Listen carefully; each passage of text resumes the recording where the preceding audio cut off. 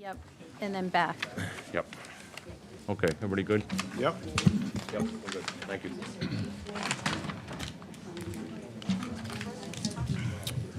Okay, good evening, ladies and gentlemen, and welcome to the Danvers Zoning Board of Appeals. We are now in session.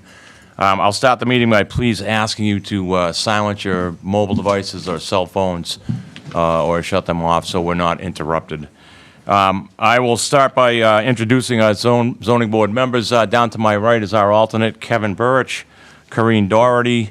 To my right here, Chris Dembowski. Myself, currently the chair, John Bowner, although we'll have a procedural change tonight. And to my left, Ken Jarvinen and Ken Scholes down the end. From our planning department is our planning director, Mr. Brian Sekeli. I will go over our procedure. I see we got a lot of people here, obviously a lot of neighbors concerned about a couple of cases. So just to be clear, please do not speak out. Anybody that would like to be heard and has something pertinent to say, we'll ask you to go to the microphone in the back and identify yourself and keep it professional, you know. I think sometimes cooler heads prevail in these situations. We do not have minutes to accept board members, as we will, I guess we had a double up or something, so we'll get that squared away with our next meeting. When the clerk reads your case, we ask you to go to the microphone, present what it is you're trying to do. From there, it'll come back up here to the zoning board, and once the case has been presented to us, we'll ask questions of you, and from there, we'll open it up for public discussion. At a point when we've heard all the comments and concerns out of the public, we'll close that portion of the meeting, and we will come back and the board will deliberate here in an open forum. So you'll hear how your vote is going, and we'll give you your options from there. And I think that's all I wanted to point out. And it's been my pleasure to serve as chair for over the last year, and as we do change to keep our leadership fresh. So with that said, I think I have a motion. Mr. Chair, I'd like to make a motion to appoint Corrine Doherty, our new chairperson. Could I get a second, please? I second. And all in favor? Aye. And Corrine, I'll let you take over.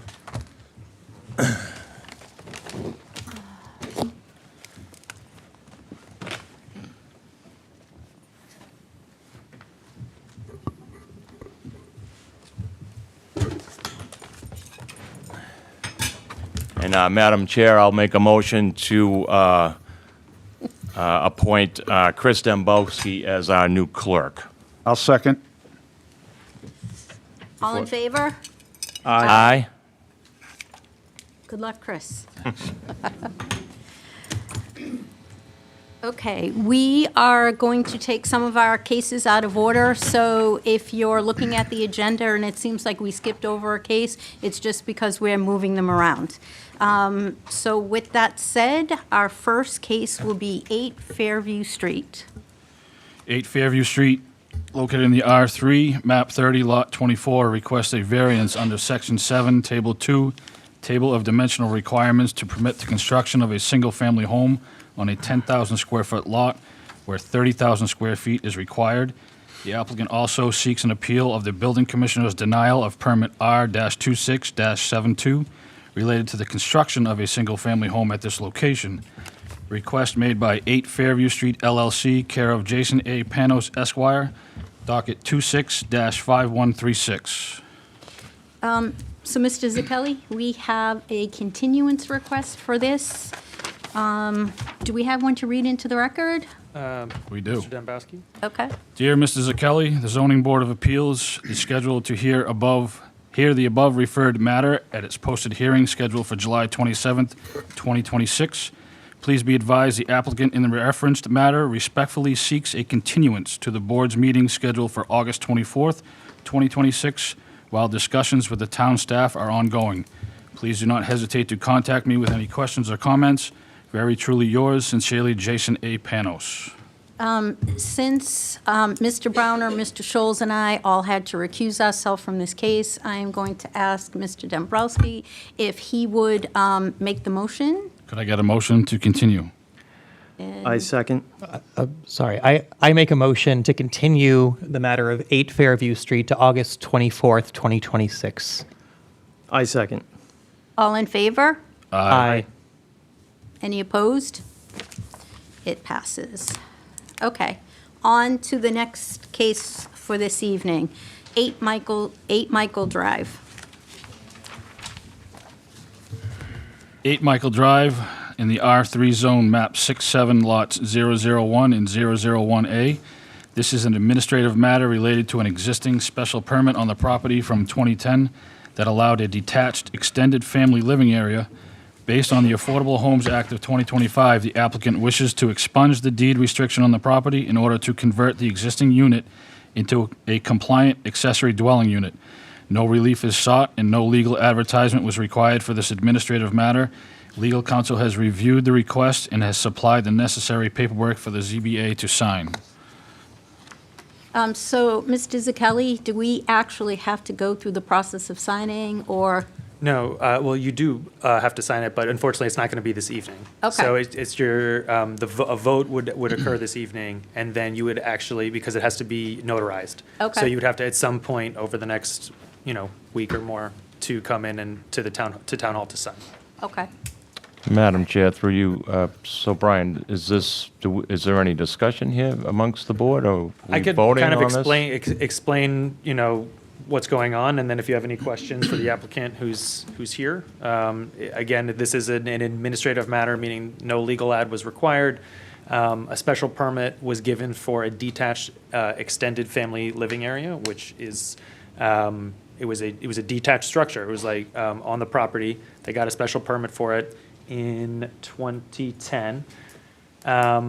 And now, due to the Affordable Homes Act, you're allowed to do an accessory dwelling unit that's no more than 900 square feet. It can be detached.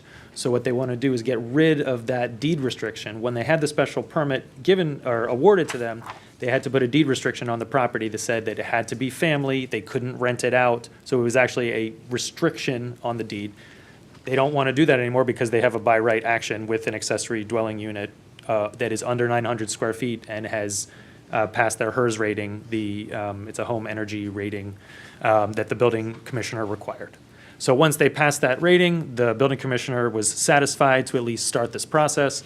This would then allow them to apply for an actual ADU permit to get an occupancy permit for their ADU. I just have one quick question. You said it had to pass a HERS rating? Correct. Is that a state requirement or our requirement? So no, it's essentially new construction. It was not built. It cannot get an accessory dwelling unit. Oh, I see. It can't be an accessory dwelling unit because it's a new permit for a new thing, because it never existed before as an accessory dwelling unit. Because of that, it has to apply for a permit, and it has to pass certain energy requirements. So it has nothing to do with stretch code. We're not a stretch code community. No, I know that. Yeah. It's just interesting because it's fully built already. Yeah. You can ask him how difficult it was to get. How difficult was it to get that? It wasn't easy, but I got it done. Madam Chair, can we have him identify himself? Oh, yes, could you identify yourself? Yeah, I'm my name is sorry. Peter Pandazelos, I live at 8 Michael Drive. Okay, so you're the applicant? Yes, I am. Okay. Before we vote, I am going to see if anyone has any questions. Kevin, I'll start with you. I do not, thank you. John, do you have any questions? I do. So can you tell me, I did sit on this case, but my brain's pretty sharp, but I cannot remember. What was the square footage of the EFLA that was built? It was about 800 square feet. 800, so it was an oversized EFLA, No, correct? yes. Okay. And it was detached, and we issued it, obviously. And now, can you explain to me the utilities currently, how it's set up? It's, the utilities come from the house. So they, And I had the electric department and they came down, they looked at it, so they were fine with it. And then the Steve King came down from the water department and, he was okay with it. okay. And also with the sewer, it was. So there's no plan to separate the utilities? They'll still be fed from your Yes, primary they home? fed from the primary home, yes. Very good. There will, I'm sorry, there will need to be a separate meter. Meter. So They have not to be separate metered service. separately. Yeah, Yeah. so not a separate service, but there will be a separate meter for the ADU. And Yeah. by removing this deed restriction, this allows you to basically go the next step, which is apply for the ADU permitting, if I'm hearing this correctly? Yes, And then the meters come? yes. I see. I don't have any further questions, thank you. Okay, thank you.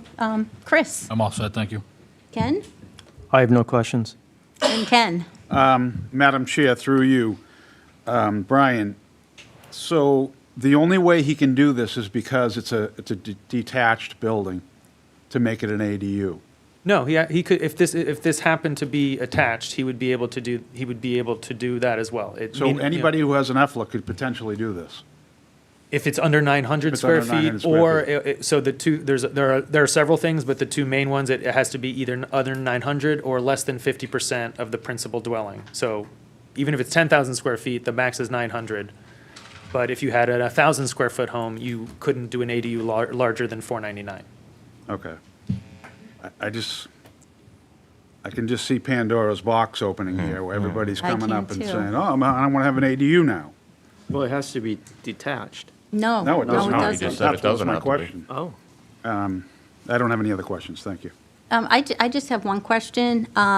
This is detached, but there's that breezeway. So what is the definition that makes it detached? Did you have a chance to check that? So there's a firewall, so that's actually, there's a firewall before that breezeway. But the building inspector considered it detached. I mean, obviously, it doesn't Because matter in this there's no, case, I right? guess, because there's no structural tie-in between the two structures. That's not I like see, a foundation, for example. I see. And maybe it had to be classified that way because there would be no common space. So it had to be detached. Well, yeah. Okay, all right. Now I think I'm on to something there. Okay, and just one question for the applicant. We prepared the paperwork on your behalf. Did you have anyone review it? Did you have your own attorney look at it? No, I haven't. Okay. Okay. But I'm gonna have him record it to the Okay, registry. all right, yeah, I think, once. I would suggest that you have someone review it on your behalf. Yep. So, just to go to Brian again, the process is we sign it, it's notarized, and then you forward it to the applicant who records it? Exactly. Okay. We do not record it. Okay, yeah, that's fine, because, I mean, we shouldn't be paying for those Yeah, we fees. shouldn't be doing that. Okay, I guess it's time for a vote, unless anybody in the audience have anything to say. I don't think so, because I we mean, it's not a didn't hearing, advertise but it. you can afford the public to speak. Anybody would like to speak? Okay, so I guess back to the vote, and we'll start down with you, Kevin. Kevin I won't def- speak, yeah. Oh, yeah, that's right. defer, I'm thank sorry. John? Yeah, I mean, it sounds like this is maybe more of these in our future, so I'm not sure. I think Ken's on to something. Yeah, there might be something said for this, but anyways, there's nothing I can object to, so. Okay, Chris? I would vote in favor. Ken? I'll vote for this. And Ken? I'll reluctantly vote for this. I will too. Madam Chair, I'll make a motion for 8 Michael Drive Street, is that correct? Michael Drive. That's got both on there, so that's all right. Michael Drive, R3, docket 10-4294, to expunge the deed restriction related to the extended family living area that was placed on the property through a special permit process via docket number 10-4294. Do I have a second? I second. All in favor? Aye. Aye. Any opposed? It passes. Thank you. Up next, we will take 154 and 170 Water Street. If you could read that. 154 and 170 Water Street, located in the R2 zone, map 31, lots 91, requests a modification of the variance docket number 23-5012, submitted by New England Home for the Deaf, Wind Development Company, by replacing variance condition number 5, second preference shall be given to Danvers residents in perpetuity, with condition number 5, second preference shall be given to Danvers residents during the initial lease-up period, subject to HLC approval. In conformance with fair housing guidelines and regulations, request made by New England Home for the Deaf, care of Nancy McCann, docket 23-5012. Attorney McCann, the floor is yours. Good evening. Thank you very much. My name is Nancy McCann. I'm here on behalf of the New England Home for the Deaf and Wind Development Company, requesting a modification of a variance, condition number 5 of the variance given relative to the project, senior housing project at 154 Water Street and 170 Water Street. The board will remember we were here back at the June 8th meeting, and we had a spirited discussion at that time with regard to the modifications that we're requesting. At that time, we were requesting a modification of the exact same condition that is located in the special permit for this project. At that time, we didn't realize the condition also carried forward into the variance, so it wasn't advertised for that hearing, so we couldn't discuss it. But as you'll recall, I did mention that we'd be back, and here we are. So the applicant has been advised by, as well as the town, has been advised by Mass Housing and the Executive Office of Housing and Livable Communities, the state agency, that the condition number 5 contained in both the special permit and now in the variance that required a second preference to Danvers residents with regard to this project in perpetuity was a violation of fair housing regulations, both state and federal. So we had a conference call with town council, Mr. Zacchelli, Wind Development, myself, as well as members of the Housing and Livable Communities Department, and it was agreed that an acceptable condition would be a second preference shall be given to Danvers residents during the initial lease-up period, subject to HLC approval. And that is deemed by the state and their interpretation of the federal housing regulations and town council's interpretation as well to not be in violation of fair housing regulations. So we are requesting that the condition in the variance be modified to be worded exactly the same as the modified condition that the board approved back in June for the special permit, which again, second preference shall be given to Danvers residents during the initial lease-up period, subject to HLC approval. Thank you.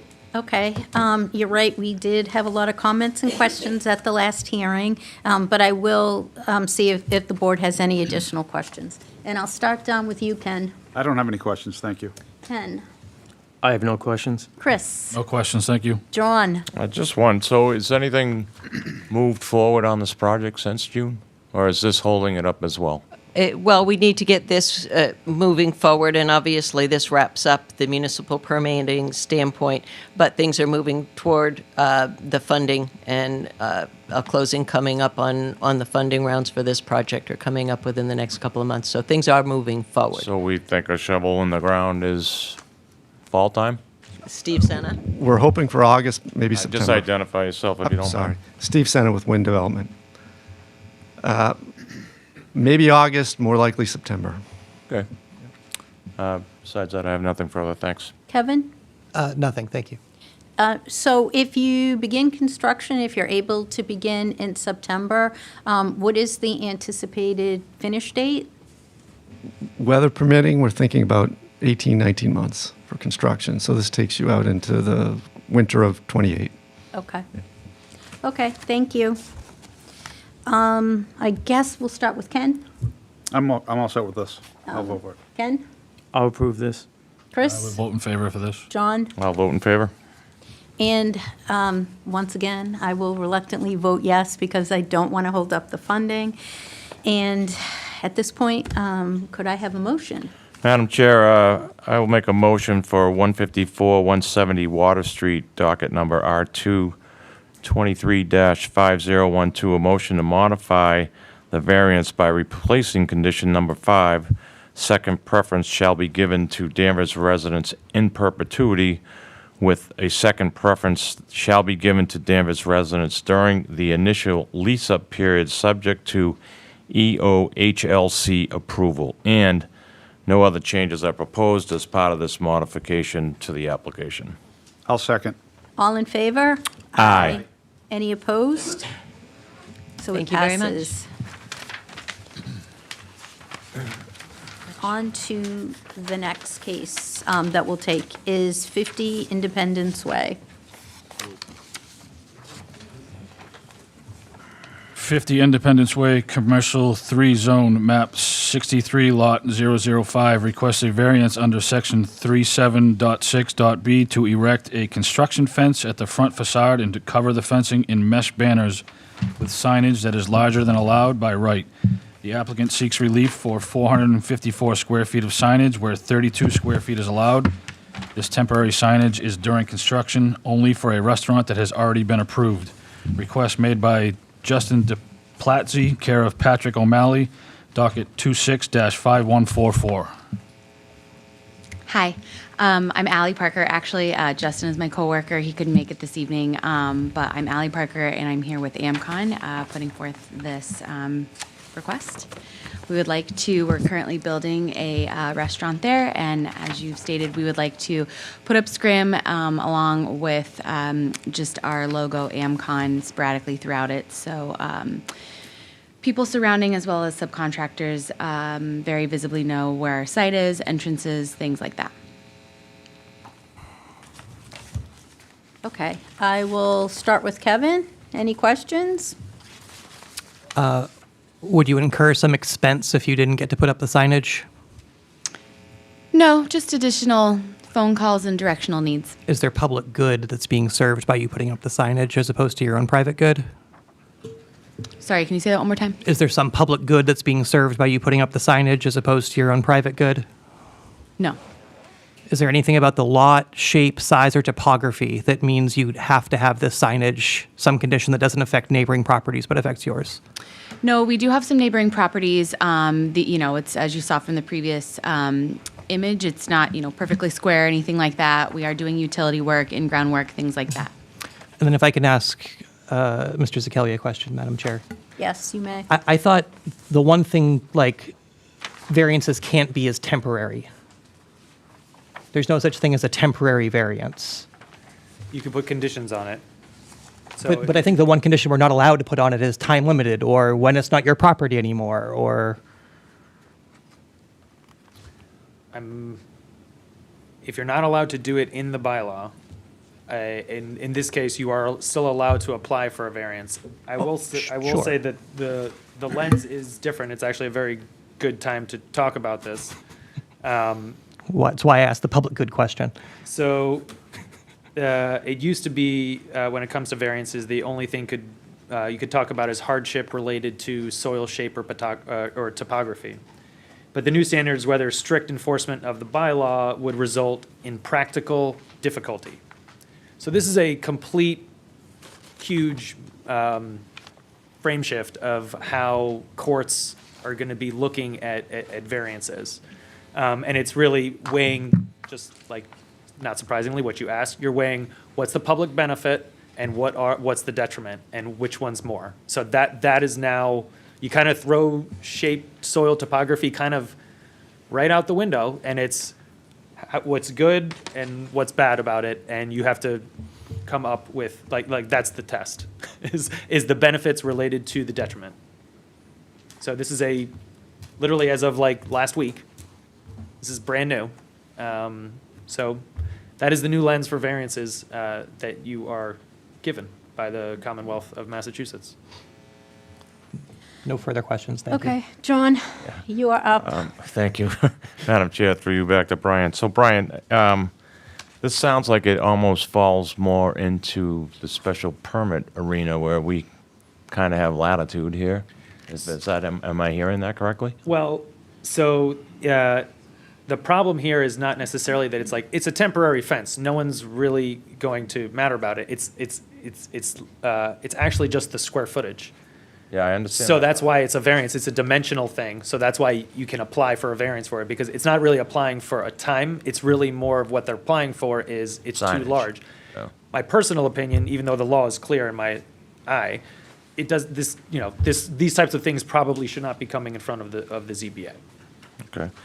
I'm sorry, it was Ms. Parker? Yes, So this fence is currently not up? it is currently up, yes. And is this mesh already there? We do have mesh there. It does not have any signage on it currently. All right, so is this a mesh that's taken down and reused at the next site, or is this like a one-shot deal? No, You it's- make this, and when the site's done, it's thrown out? Depending on the site conditions, we do try to be mindful of, recycling and reuse of things. So if we can, we do bring the standard blue to other job sites. But if it gets damaged due to, work on site or weather conditions, we would get new. So right now, what's up there has no signage on it, it's just plain. Correct.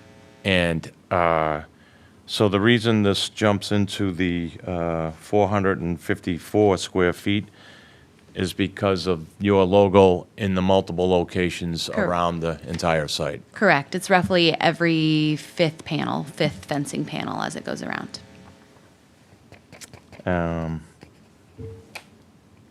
Okay, I mean, it sounds like even one of your logos would be outside the 32 square feet? Okay, I have no further questions, thanks. Chris? What's the intended time frame? So we're turning this project over mid-October, and we'll be taking the fencing down around then. They plan to open early November. Oh, wow. Well, that's quick. I'm all set, thank you. Ken? How tall is the fence? 6 feet. 6 feet? I have no other questions. Ken? Thank you, Madam Chair. Through you, Brian, and all the board members, I'm going to jog memories back to the Jeep dealership on 114. They came before us for the same thing, with the fencing around the project. They wanted signage on it. Did they ask for a variance? Yes. They did? Yes, And I we did. granted a variance for them? I For that? believe so, For the yes. fence? Because it was temporary? Yeah, because I think we did. exactly, it was just during construction. Right. And they had logos on the mesh. I think they had more extensive logos. Yeah. Yes, I did. I guess that's all I have. Thank you. And I do have a couple questions.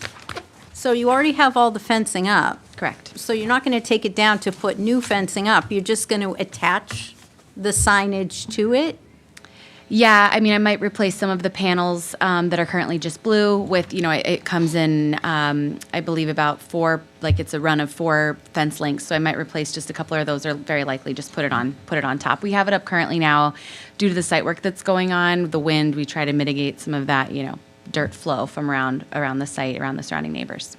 And you said it's going to come down this October? Yes. Okay, I don't understand why you can't just keep it the way it is, maybe put up a sign, and then we wouldn't even be here. All right, I will go out to the community members. Any Chair, questions? Could I ask one more? Before Yes, we- yes, please. What is IMCON, AMCON? What's that? We're the general contractor. So the are we builder. counting those? Sorry, what's the name of it? AMCON? Amcon, That's yeah, an A. that's Okay. the company name. So are we counting those giant AMCONs that are already there as part of the square footage you've requested? So there's currently I don't have any AMCON on there. This is a photo of a sample of another Oh, I project see. where we do it. Right now, the only thing I have out there is just who to contact if there's an issue. It's right outside the job site there. But yes, the verbiage is part of the square footage I'm requesting, yes. Thank you. Okay, so any other questions from the board members? We will go out to the community. Any questions or comments from community members? Okay, I will go back to Kevin. Oh, no, that's right, you can't. John? Sorry. As Ken pointed out, we did this with the Jeep dealership. As Brian pointed out, it's temporary. As Kevin pointed out, I don't think a variance is correct, and I think this is a waste of the zoning board's time. But they have to do it, and they're willing to pay the fees to do it, so I would vote in favor. Chris? I will vote in favor. Ken? This is pretty common. It's not substantially more detrimental than what's there right now, so I would vote for this. And Ken? He doesn't need a supermajority on this. She doesn't, does she, on this? No, just, 4. yeah, she does. She needs 4 a yeses? super, yeah. 4. Yeah. Yeah. I'm a no on this. I don't think it's necessary for a month and a half. It's coming down in October. Well, I kind of agree with you. I just think it's not necessary. And So I'm a no too, unfortunately, but that's the way I feel. And I also do agree that I don't believe a variance is the right way. I agree with Kevin on all of that stuff, and maybe that's something else we need to add to our list of signed things, signed bylaws that we need to amend. I'm sorry you don't have the votes tonight. I don't know if you want to continue and maybe come back and make some modifications to it. But by the time you come back in August, your signage would be down in a couple months anyway. So it's up to you. If you want to continue it, and then we can continue the matter, and then you can let Mr. Zakelli know after that what you would like to do. You can go forward with another hearing, maybe make some amendments. You can withdraw. It's up to you. So would Okay. you like to continue? So it's a no because you feel it's not necessary given the temporariness of the Well, situation? and it's I don't know, it's like a big ask. That's a lot of square footage with your name on it. Typically and I know Jeep was different, but typically what happens is a construction company will come in, they'll put just what you did, all the blue mesh or green mesh, whatever color, and then they'll have one sign with all of the general contractor or the contractor's information, and that sign complies, and that's typically what happens in construction sites. So again, it's up to you. We can continue and give you an opportunity to kind of regroup and think about what you want to do. No, thank you. Okay, all right, so if we vote no, You want to vote, or you Yeah. want to withdraw do you want to withdraw? without prejudice? Yeah. We're just giving you all of your options. Sorry, didn't we just vote? Or we're voting? Well, no, we kind of poll the board so that you would know what your options are before we vote. Because once we vote and we say no, then you're kind of stuck with that ruling, and it's 2 years before you could come back again with any other request. Do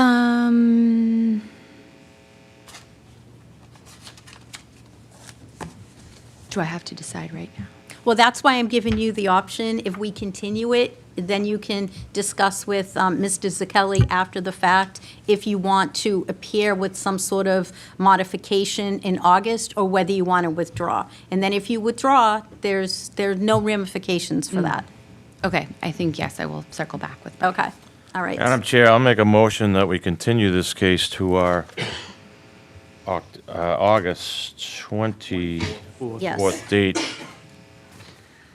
And that is for 50 Independence Way, docket C3, Zone C3, docket number 265144. I'll second. All in favor? Aye. Any opposed? All right, so that will give you some time to figure out what you want to do. Thank you very much. Okay.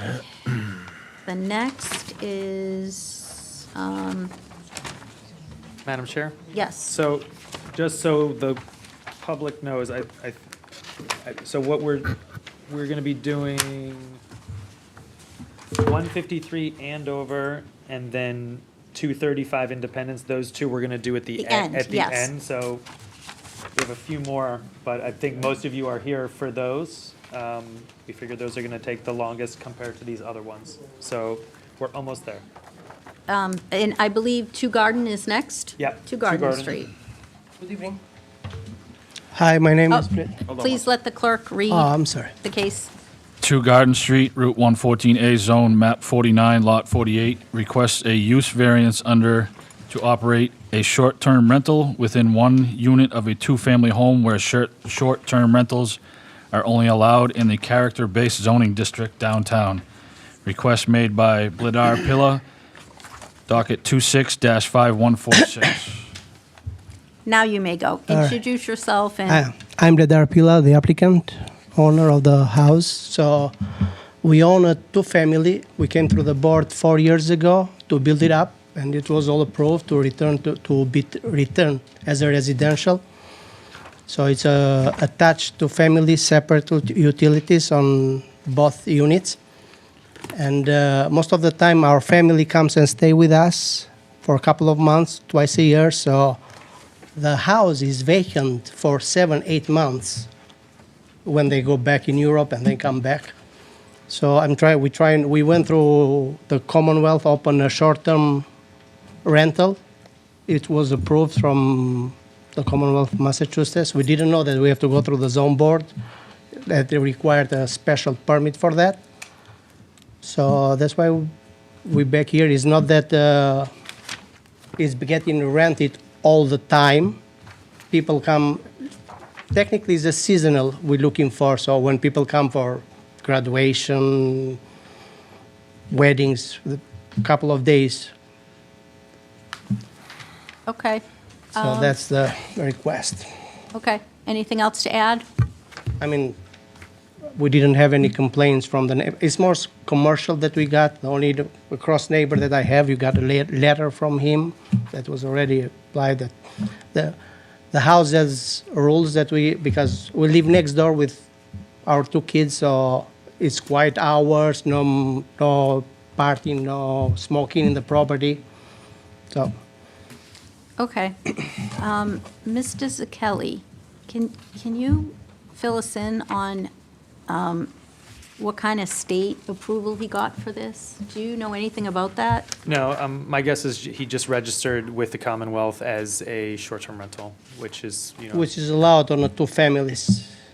You pay a fee, you become, and you essentially get a license from the state, but I'm sure that it says you make sure you have the correct permission through your local bylaw or ordinance. So then we received the letter from the Denvers to apply for a special permit for those. Okay, how did this come to your attention? Through an enforcement. Okay, but who notified the enforcement officer? Like who, We have a complaint. yeah, do we have a complaint? No, I already asked the guy and they were told that. Excuse me, let me just hear from him. Okay, So we do not have a complaint letter. I believe it was an anonymous phone call. okay, And then as soon as we approached the applicant, he was extremely professional, said, "What do I need to do? I'll do it," and immediately stopped using it as a short-term rental, and we've had no issues since. So Okay. as soon as he was aware of what was going on, been extremely cooperative. okay, thank you. Okay, let's start with Ken. Thank you, Madam Chair. So this is a variance, correct? You want Correct. the He's variance? allowed to do a use variance because he's not, this is a duplex that is not in a residential zone, and you are allowed to do use variances in commercial zones. This is a very unique property. The fact that That it's a duplex, essentially, well, it's in a commercial zone, and it's surrounded by a lot of commercial but yeah, So he couldn't make this an Airbnb if he Yes. wanted to? that's what this is. That's what this is. That's what I'm applying for. He's trying to do a short-term He needs a rental. variance to have an Airbnb. So, as of right now, this is a very good question. As of right now, the only place that you can legally do a short-term rental, which means less than 30 days, is in the downtown zone. So it's called the character-based zoning 14A. district. So it's downtown. So because it's an allowed use downtown and it's called out as an allowed use downtown, then anywhere else it's not allowed because it specifically says that, well, it's here, and therefore it's obviously not anywhere else. Now, since he's in a non-residential zone, he has the ability to apply for a variance. So that's why he's here. It's a last-ditch effort to continue operating. Okay, I don't have anything else right now. Maybe swing back to me. I'll swing back. Ken? So what about parking? You have a business in the front, right, with 6 spots? No, that's it's just us.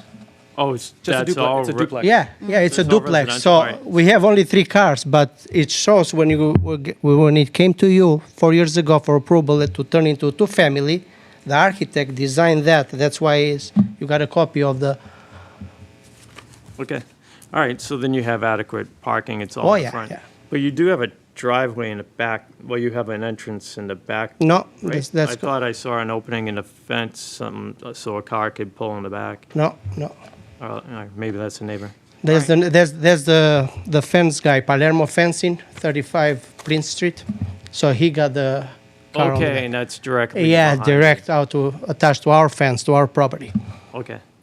All right, well, I have no question. And that's only 280 square feet? What was that? Which That's one? a small, No, it's 13, almost 1,300 apartment. oh, all right. It's a two-family. 480. Well, you had the proposed footprint Yeah, was yeah. 480. All right, yeah, I have no other questions. All right, thank you. Yep. Chris, No questions, thank you. John, Yes, it's pretty unique. I mean, it wasn't that long ago that this came before us. Yeah, And I guess, yeah, I'm not sure. I heard what Brian said, but I guess I'm still trying to, Madam Chair, if I could through you. So Brian, so I got what you said about character zoning. So somebody had this situation in R1 or R2, R3, not Couldn't even allowed, apply, but couldn't even apply. couldn't apply. Couldn't even He can apply. apply because he's in commercial. Yep. it used, Excuse me. okay. This is C3? It's, sorry, 114A. it's 114A, 114A, yeah. yeah. So, because he's in 114A, that is a commercial zone, he can apply for a variance for short-term rental. For And he it- needs a for- he can apply for a supermajority or use- just a simple majority? 4, he needs 4 out of 5. He can, the reason why he can apply, so we are one of a handful of communities out of 351 that allow use variances in commercial zones. Okay. No one allows use variances in residential, but a handful, call it 5 or 10, we're one of them.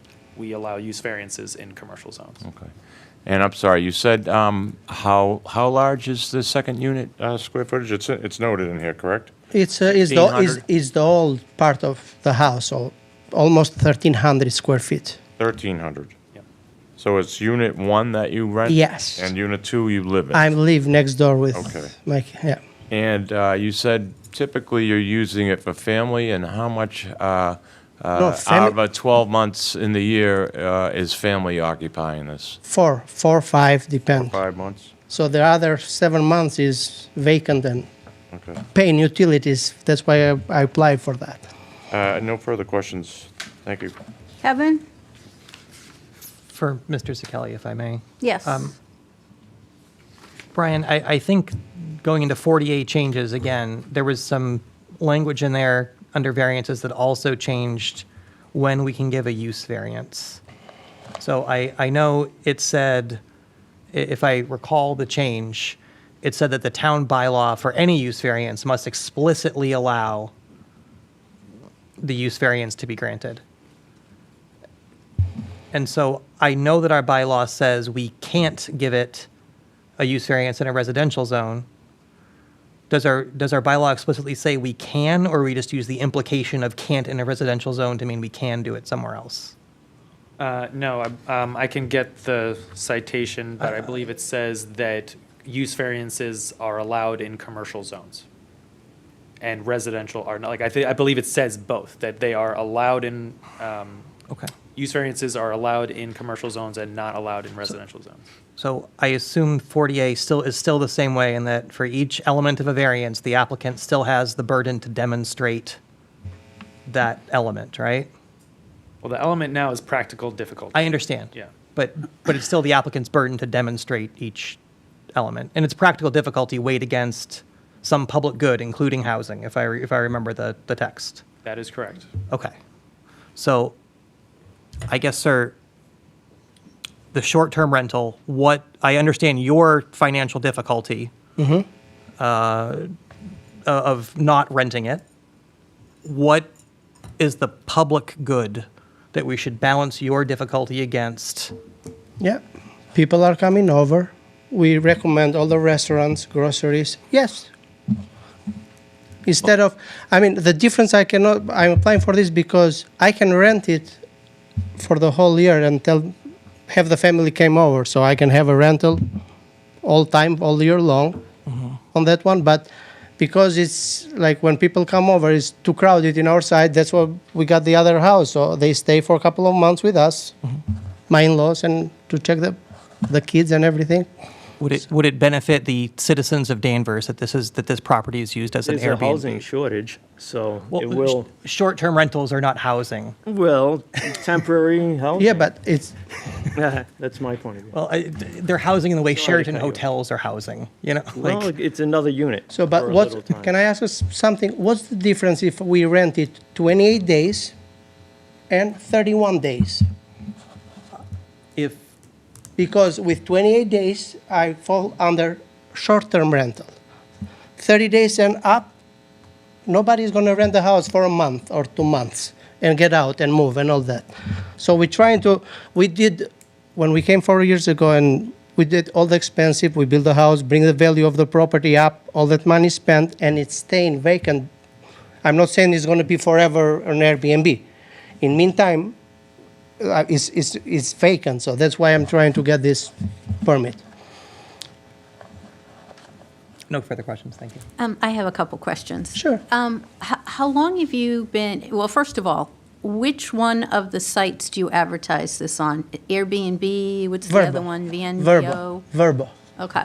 And how long have you been doing that? Like, how long have you been doing A that? year and something. Okay.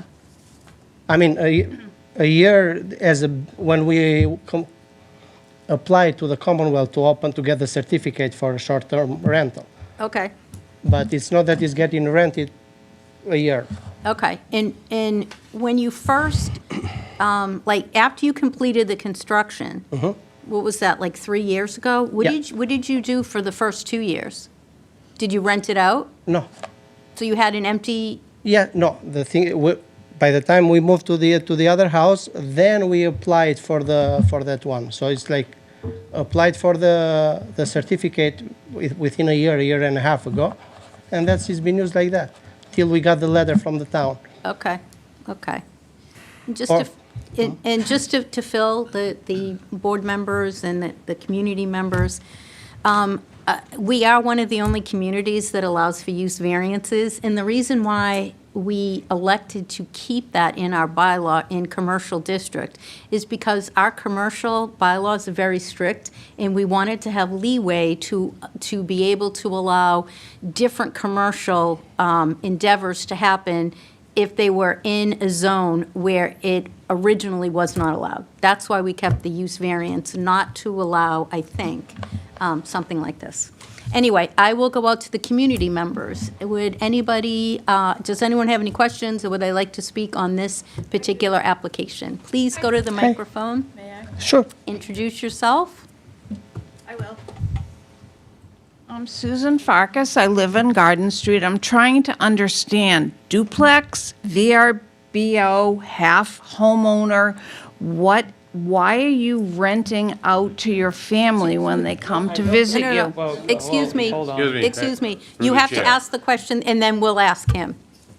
Okay, thank you. Sorry. It's just our process. That's okay. That's okay. Why is he renting VRBO to outside of his family when they come and visit? Why aren't they allowed to stay there and he's charging them rent? I think this leads to a more concerning issue. If he gets approval to do a VRBO, he can lease it, rent it out to whomever other than his family. Well, now. right now, he could do a long-term rental because it is a duplex. But the concerning thing is whether we actually want short-term rental in that particular unit. Thank you. Anyone else here to speak? Yes. Up to the microphone, yes, please.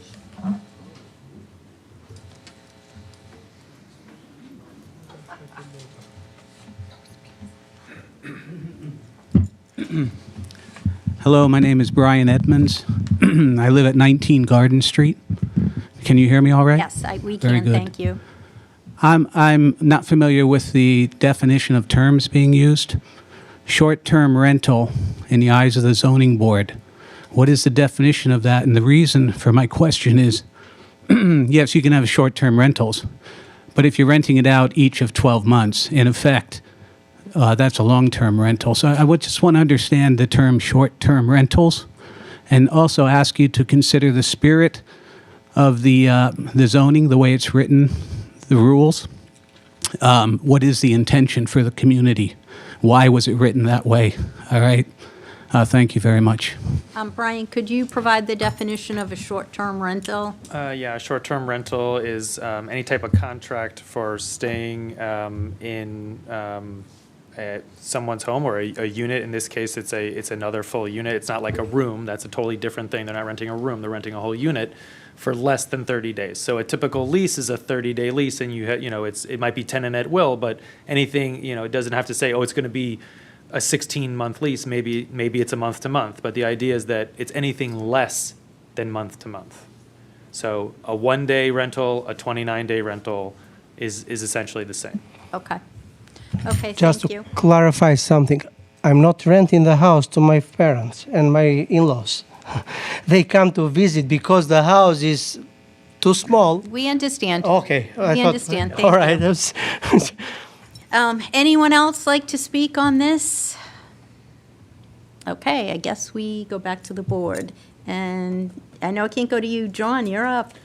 Well, this is interesting because, Excuse me, before you do that, Chris is going to read the oh, we have a abutters letter? letter in. Yeah, sure. I'm sorry, I forgot about that. I do have one more question, too, Yes, okay. once you read that. To whom it may concern, I am writing as the immediate next-door neighbor to Mr. and Mrs. Pilla. I wanted to formally share that they have been exemplary neighbors. They are constantly mindful of noise, traffic, and upkeep. We have had no issues or complaints regarding their presence, and we fully support their continued operations here. Thank you, Mr. and Mrs. Fernandez, 1 Garden Street, Danvers, Mass. Thank you. And Ken has one more question. Thank you, Madam Chair. I guess my question is how is that monitored? How is a short-term rental monitored? Are we going to go knock on his house and say, okay, have they moved out after 29 days? How is that monitored? Good question. Not our favorite thing. Right. This type of enforcement. But so we don't go around looking for trouble for whatever that means. Of course. But when we get some type of communication, whether it's through the online portal or a phone call, sometimes we don't always, to be honest, we don't always check out everything to be fully, some things just don't make sense, or it's not our job kind of thing. So how we found this, once we got this complaint, then we just went to VRB. There's only 3 or 4 sites. You go to them and you're like, hey, if you're advertising, we write a letter and say, hey, it appears you are advertising on these sites. You should probably stop because it's against the law. And that's what happened here. And he immediately took them down. Not to say whatever, but there's a lot of people that we have to fight. Okay, thank you. Okay. Can I ask a question? Yes, as well? please. So, Brian, I heard the letter that was just read in, and the exemplariness but I'm correct in that a variance, if granted, would be forever. It wouldn't just be for this owner; it would be for the owner after that, and the owner after that, and the owner after that. That is correct. Right. So in perpetuity, this site would have a variance to operate an Airbnb. To be able to do that in that unit 1, yes. Thank you. Let me ask one Go ahead. additional question. Is like an EFLA, is this a deed restriction or no? Well, it's not. It's the opposite of a restriction. All right, deed enhancement, I guess. But it would be the decision would be recorded at the registry, so that anyone who was going to buy it in the future, they would know. Ooh, This has I this. got right. this too. And so unlike the EFLA, they don't have to reactivate it because it's going to be there. No, it runs with the deed. With the deed, okay. Are we deliberating? Are you? No. I actually now have a couple questions. So you're saying that this would only apply to one unit, not the other? I believe because this is a 2-unit, they're asking for specific relief of one of the units. I would want, yes. The language would be. I would want the language to say, yeah, but you guys can honestly do it. You could say one of the 2 if you wanted. But if you're even contemplating that, yeah. Yeah, okay. And just one other question. After you constructed this, were you living on the other side and then you moved? Moved, yes. I moved to the new apartment, And then, Oh, because the other one was the old apartment? yes, that was Okay. the old house, used to be a garage, Okay. and I Turn to- remember, I just don't yeah. remember specifically what it looked like, but I do remember I do remember you coming in. Okay, any other questions by board members? Okay, John, you are up again. Thank you, Madam Chair. You know, this one's pretty interesting in a way that, you know, what we did here initially being a commercial zone to allow a two-family home, had it been presented to us then that, hey, I'm gonna have one unit for me and one unit to run a Verbo, I don't know if I would have voted for that. So, I understand the applicant's desire here. He's got a piece of property that's empty, you know, 6, 7 months out of the year. He's trying to utilize that. And you know, it's hard to think. I guess, you know, if the letters were opposite, that hey, this is a train wreck of a house because of the people that are renting it, and there's parties, and it's a nuisance to the police. I'm not sure that even changes the discussion. So this is pretty unique, and I'm going to say right now I'm a no. Chris? Can I, through you, ask Brian? Yes, you may ask another question. Hypothetically, we say no. How, I know you don't like this, how would you police it if he still goes and does the Airbnb? Are you guys We watching the sites just to say, let's yeah, check? not, I mean, again, this is not like this, we don't want to be taking up a lot of our time doing this, but yeah, there are a few problem cases that, yeah, maybe once a month we might peruse, but, you know, like the 4 sites. But that's probably it, to be honest, in terms of like an enforcement. For something that's like over and done with and is not an active problem. You're not talking about an active problem. An active problem would be something, you know, that's like a weekly thing. In this particular case, yeah, I mean, yeah, I think we would just watch the sites. And you serve him with a letter and he says, it's my family living there. Do you take him at his word and back off, or do you keep going after that? If you see where I'm going? Yeah, I mean, we don't go looking for trouble. I'm a no on this as well. Okay, thank you, Chris. Ken? First off, I apologize, Kevin, for cutting you off earlier. No apology needed. I shouldn't have did that. I think Danvers did it to itself, being half residential and half commercial in that area. So I think we opened ourselves up to this conundrum.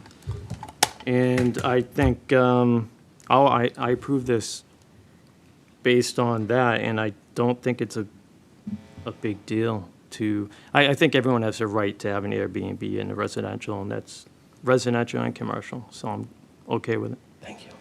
Thank you. Ken? Thank you, Madam Chair. I think it's great that you have a place for your family to come and stay with you, but I don't think it warrants a variance. As we said, once you sell the house, it gives the next family the right to do the same thing, and forever and ever and ever. Can be a temporary variance? No. Variance is a variance. Okay. So I'm a no. I am a no too. First of all, when you came in a few years ago, this, you know, you wanted a duplex, you were going to rent out the other side. Now, all of a sudden, that changed. The ability for us to issue a use variance in a commercial district certainly wasn't designed with this in mind. So I am a no as well. So you do not have the votes. Okay. Can I have a motion, I guess? Well, we would need to, does he want to What- withdraw without What do you want? Do you want to prejudice, withdraw continue, or- without prejudice? I mean. Yes. Okay. So we'll make a motion to withdraw your application. Is that what you want to do? Yep.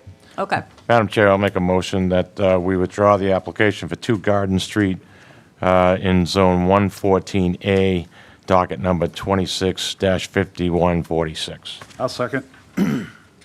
All in favor? Aye. Any opposed? Okay. Well, I don't No, no, oppose you don't, withdrawal. you're right, I thought of that after. Okay. Thank you. Thank you. Party time. Okay, moving along, 59 Lindell Street. 59 Lindell Street, the R2 zone, map 35, lot 101, requests a finding under section 3.12 to extend/alter a pre-existing non-conforming structure with respect to front setback, where the proposed addition will also be non-compliant at 6 feet, where 30 feet is required. Request made by Peter and Patricia Karpusik, care of Nancy McCann, docket 26-5147. Good evening. Thank you very much. My name is Nancy McCann. I'm here on behalf of the applicant Peter and Patricia Karpusik.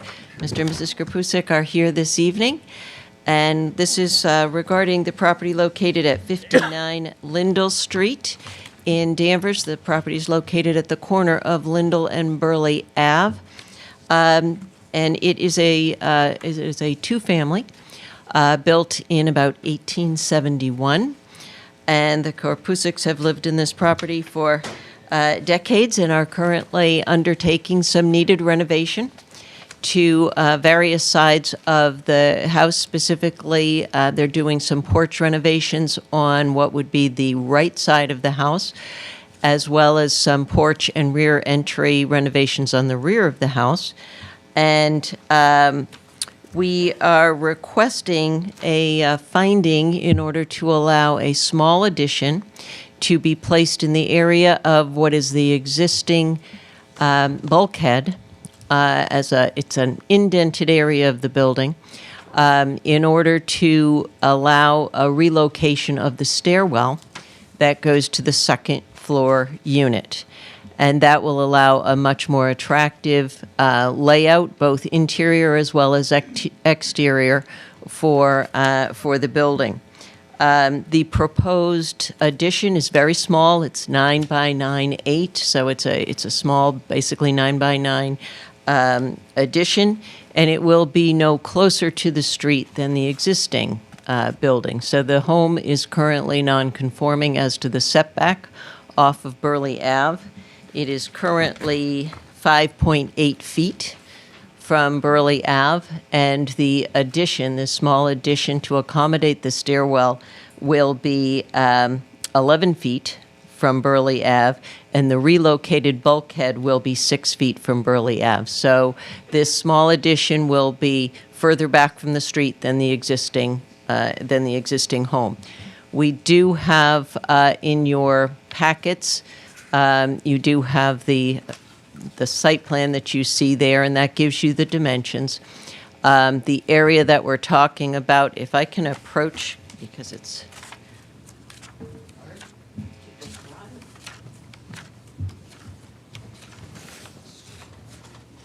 This is the current home. The bulkhead is this right here.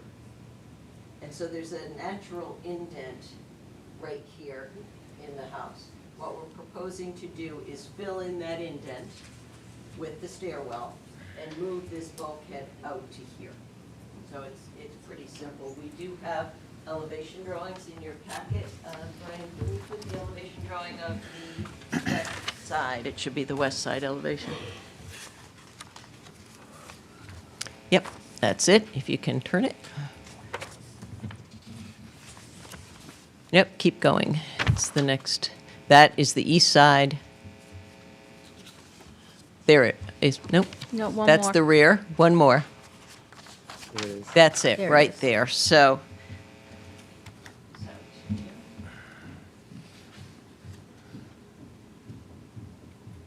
This is the proposed fill-in. And again, this face of the building is further out than what this is. So as you can see that on the floor plan, and this is the relocated bulkhead.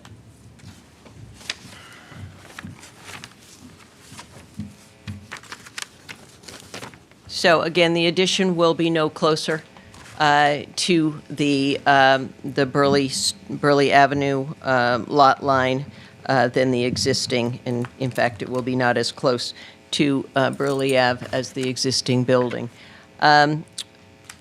We did meet with the Preservation Commission, and that regarded some changes to the porch, which are not jurisdictional for you. They were just replacing and improving the exterior facade.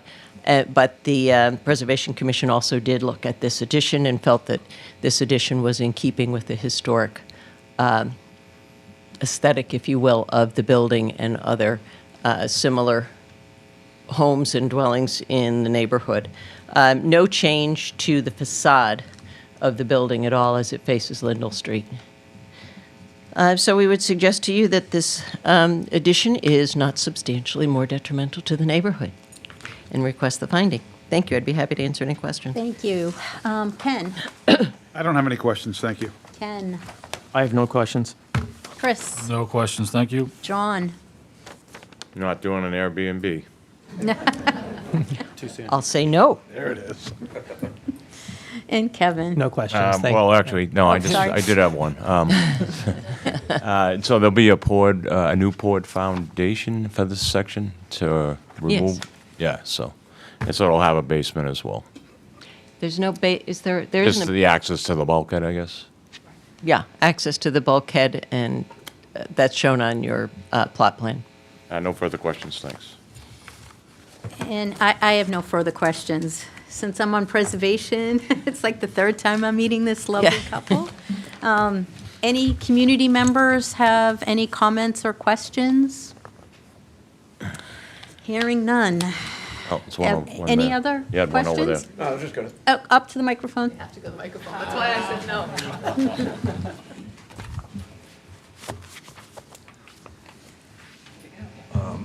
My name's Roland Graham. I live at 61 Lindell. This is the side of Peter's house that I look at most of the time, and I fully support everything he's doing here. Okay, perfect. it looks Thank great. you. Thank you.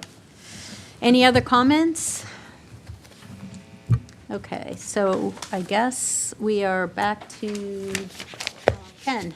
I will vote for this. Ken, I'll vote for this. Chris, I will vote for this. John, Yeah, it looks tasteful. I will vote for this. and I also will vote for this. So, Madam Chair, I make a motion for 59 Lindell Street, zoned R2, docket 26-5147, to grant a finding under section 3.12 to extend, alter a pre-existing non-conforming structure with respect to front setback where the proposed addition will also be non-compliant at 6 feet where 30 feet is required, and that the proposed extension/alteration of the structure is not substantially more detrimental than the existing structure to the neighborhood. do I have a second? I second. All in favor? Aye. Any opposed? No. Thank you So, very much. yes. Good luck. Okay. Let the fun begin. I think we'll do 153 Andover Street, so if you want to read that one. You got it. 153 Andover Street, Route 114A, Zone Map 55, Lot 15, requests a finding under Section 10, Off-Street Parking Standards 1 and 2, to allow for a reduction in the required parking spaces for outdoor storage. Additionally, the applicant requests a special permit under Section 30 for retail sales and display on site that do not meet the performance standards. Request made by Lowe's Home Centers LLC, care of CESO Inc., docket 26-5142. You have the floor. Good evening. My name is Todd Bartok. I am a senior construction manager for Lowe's. We are located at 1000 Lowe's Boulevard in Mooresville, North Carolina. And I am here to answer any of your questions. We are seeking a, what are we seeking? We're seeking the additional special exemption permit to increase the allowable outdoor storage and sales area on site. And with that, we do have some approval or previously approved area that we have depicted there on our plan, and we are seeking additional, which would be for March 1 through July 31st.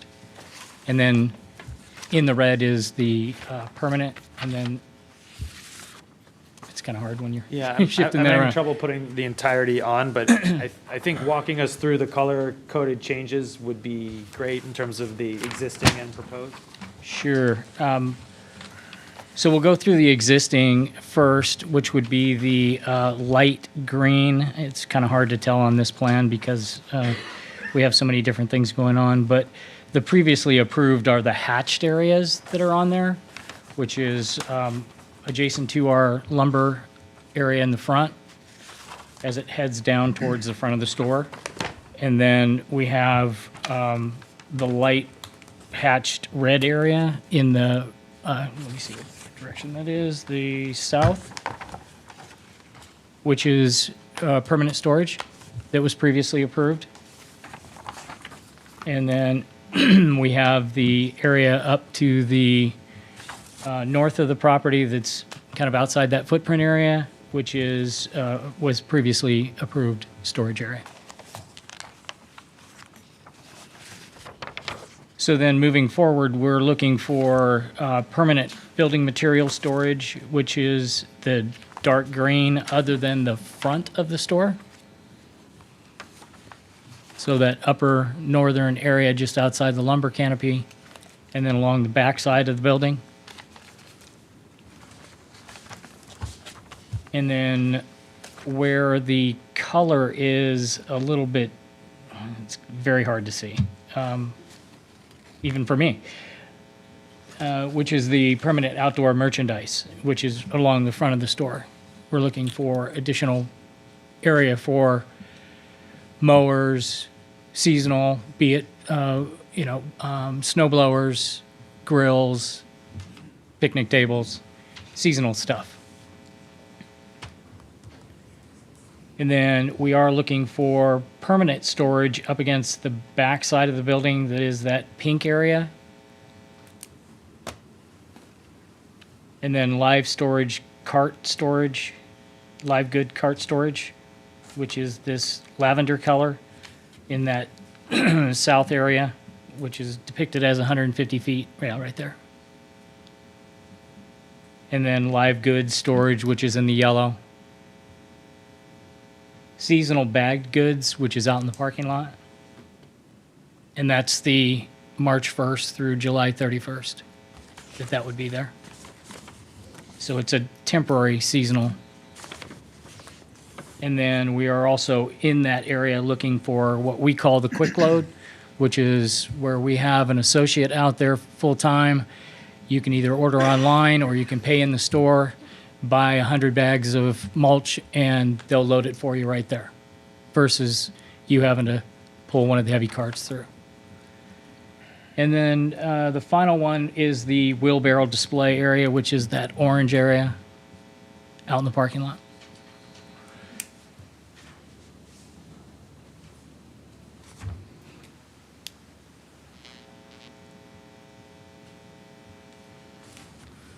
That goes through what we're requesting as additional storage, along with the previously approved. One of the reasons for this is that our business model has changed over the years, and we're bringing more supplies in earlier in the season so that they can sell through and then be done by our July 31st date. Okay. Are you done with your presentation? Are you ready for questions, or? Yeah, sure. Okay. Thank you. I am going to start with you, Kevin. I don't have any questions, thank you. John. Thank you, Madam Chair. Did you say it was Mr. Blanco? No, my name is Bartok. Bartok. Yeah. Is anyone here from Lowe's that manages this site? We did not bring the store manager with us today. Well, I don't know what good this is going to do. All right, well, They do change. in all due respect, are you familiar with the prior decision? Let's start there. With what was previously approved? Yeah. Other than what's on the plan, no. Okay. Again, I don't see how this helps, because in my estimate, and I sat on the board for this decision, which I think is 2016 or 15. 2015. You know, I don't think, except for maybe the first 6 months, Lowe's followed that decision. So, to come up here and ask for even more, what to me looks like a carnival, I guess I'm at a loss for what questions to ask. But let me start with this. So one thing that tends to happen to all our box stores here in town is change in management. That happens quite often, sometimes every 6 months, maybe yearly. One thing that I've found since sitting on this board is that the change in management, the agreements that are put in place that we painstakingly hammer out over months, like we did with this original agreement, they're lost. They're not worth the paper they're printed on, because the next manager has no idea that there's anything in place, and they just follow the Lowe's playbook that they're doing at every other Lowe's around the country. So my question to you is, what is Lowe's going to do and put in place if and when we hammer out some kind of new agreement, which, by the way, I'm telling you straight out, I have no faith in. So what is Lowe's going to do to pass that knowledge off from manager to manager? Because right now, it doesn't happen, in my estimation. And you're absolutely correct. It does not happen, sir. And what happened before in 2015, 11 years ago, I wasn't involved in this. I'm 5 years into this role. We are doing this throughout the company now, where I create a clearance letter, which is all the legal documentation that occurs with the site, any restrictions, those that are approved, those that are denied. We put it in a form that is called our clearance letter, and we issue it to the store that gets posted in the manager's office. So these plans get 24 by 36, and it gets posted in the office. And is that currently the situation No, sir. now? No, sir. Has not been. We've just implemented it. Okay. It's also in our internal computer system where this site plan is located. Well, So once it gets approved, it will be in the system that the manager can see. That gives me a little bit of feel good, but very little. Understood. I will say this. So, one of the things I think that when these types of modifications are asked for, or big asks for, I think this is a big ask, I think you can agree with that, is usually your site's in good standing before you come before us. I visited your site today, and you have fences out there, you have bonfire wood, you have an Aero carport that's available, you have plants at your front entrance, not allowed, you have a Lowe's pack rat storage container. I mean, the whole site to me is just like, hey, we're going to do whatever we want. We're already not complying, so why not?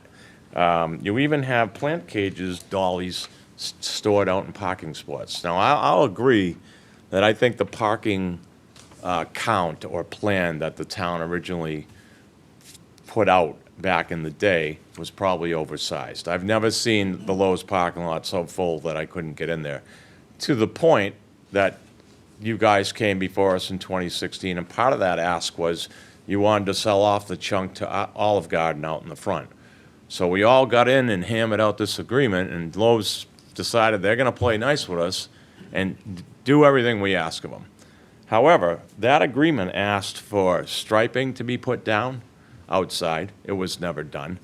And, even by the town enforcement officer's own, letter here, he says in 25, Lowe's was cited for display and sales, ride-on mowers, wheelbarrows, other non-plant products. And it says Lowe's has been cooperative and as of this date have been compliant. I don't share that opinion. I don't think you're compliant in any way, shape, or form.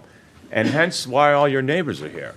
So I get it, you drew the short straw, and you're getting it a little from me, but I'm real disappointed that Lowe's isn't here, someone running your store that can speak to all this. Because otherwise, we might as well just, throw egg on the wall. If I may reply? Yeah, sure. Thank you. And I do hear you. I do this throughout the nation. So I do know that myself and some of our competitor, we have a tendency to be a little sloppy at times. It all depends on the manager. So the manager that was here in 2015 is probably not here. So the new manager Definitely that not. the new manager that moves in is operating this store like he operated the last store he was at, because he doesn't have the playbook that we are hopefully going to come to an agreement on, that I can give him and put in his office, and that's the playbook he will go by. Okay, so let me, and I'll keep my opinions to the end when deliberation comes, if we get to that point tonight. But I do want to ask some concrete questions. So you told us in 2016 that you would put striping down. It didn't happen. Are you recommending or suggesting striping will happen this time? And will there actually be designated marked areas? And to me, it helps your employees, but it also helps our enforcement department, and it helps everybody that says, hey, this is the boxes you're supposed to live in outside. Is that something you're going to be willing to do? Yes, sir. And with that said, why so much? I mean, why not, I guess the question is, why hasn't Lowe's, or has Lowe's considered expanding this store and putting up some bigger walls so some of this stuff can go inside and not be so unsightly? Well, I mean, there is a point where you outgrow the space, right? And you said it yourself, you're doing your model's different. We do have a business model that is evolving as new executives come into Lowe's. They bring a different model also. So we are doing everything we can to keep up with the upper management telling us how we need to sell product, because that's what we do, is sell stuff. And in order to do that, we sometimes overreach on our supply so that we can have it available to everyone that's here. That if they want 4x8 sheet of plywood, we're not out of it. We have it stocked. And if we don't have it stocked in the store, it's waiting to come in the store. And that's really what it is. We don't build our store to house everything. We build our store to house what we need to sell. And then there are products that stay outside. Block, masonry block. The plywood sometimes has to be outside for a duration so that we can go through what's in the store, sell it off, and then bring the new stuff in. So it's an ebb and flow. There's just absolutely no way we can keep the store stocked with material if all we have is the store to stock. Well, let me stick with some more numbers. So I think, it says previously approved 2,100 square feet. I'm not sure where that number comes from, but I'm sorry, I do know where that number comes from. But are you familiar with this original map that showed the areas in the front of the store and Yes, sir. and the square footage? Mhm. Okay. So, to me, right now, we're not following this. But And they you are can not- agree to that, No, right? I 100%. Right. I totally But again, agree. as I indicated, put in your best foot forward. If I'm coming here tonight, I'm making sure that the fences and all the other things that you're not supposed to have out front aren't there, as just an act of good faith in a way. And we're not there. So I do want to keep this to questions, though. So you already said you'd agree to put striping down. I mean, this is quite a bit of square footage in addition to the 2,100 we already allowed. And why, why do we have to put wheelbarrows and these things out there? I guess I don't understand that. The real estate on the outside of the building is a lot cheaper than the real estate on the inside of the building. And a wheelbarrow takes up a lot of real estate. It's just like a picnic table. If we were to put all the picnic tables inside, that means nuts and bolts and screws and hammers and other things have to go somewhere else. And we don't have the space. Well, in interest in sharing the time with the other board members, I will reserve my right to ask additional questions, but I think this is a really big ask, and I would hope, maybe this could get downsized in some way. But with that said, Madam Chair, I'll pass my questions over. Okay, thank you, John. Chris? I think I'm all set for right now. Ken? So this, in the back here, this permanent storage, It says it's, so it abuts the parking lot that isn't, not a parking lot of Lowe's. So on the other side is the community, like there's a small community village here, right? Residents? I mean, what abuts them, that other side of that permanent storage? The And is commercial there- building there? Is there a throughway too? It's in the back, see the permanent storage? I'm not familiar with what you're speaking. Can you? So, I can bring up a map. yeah, on the top right-hand corner, the pink, Hold on. the pink sliver, You're talking about this? That's Yeah. previously approved. that's previously approved? Yes, sir. Previously approved permanent All storage. right, I apologize. So what is, And that's fenced. Alright. It's got a wood fence on the back and chain link on the front. so what are you asking, here's my question, what are you asking new? I guess I'm a little confused here. So, as stated earlier, we're asking for quite a bit, but in the back of the building is the dark, solid colored pink area that runs down from north to south.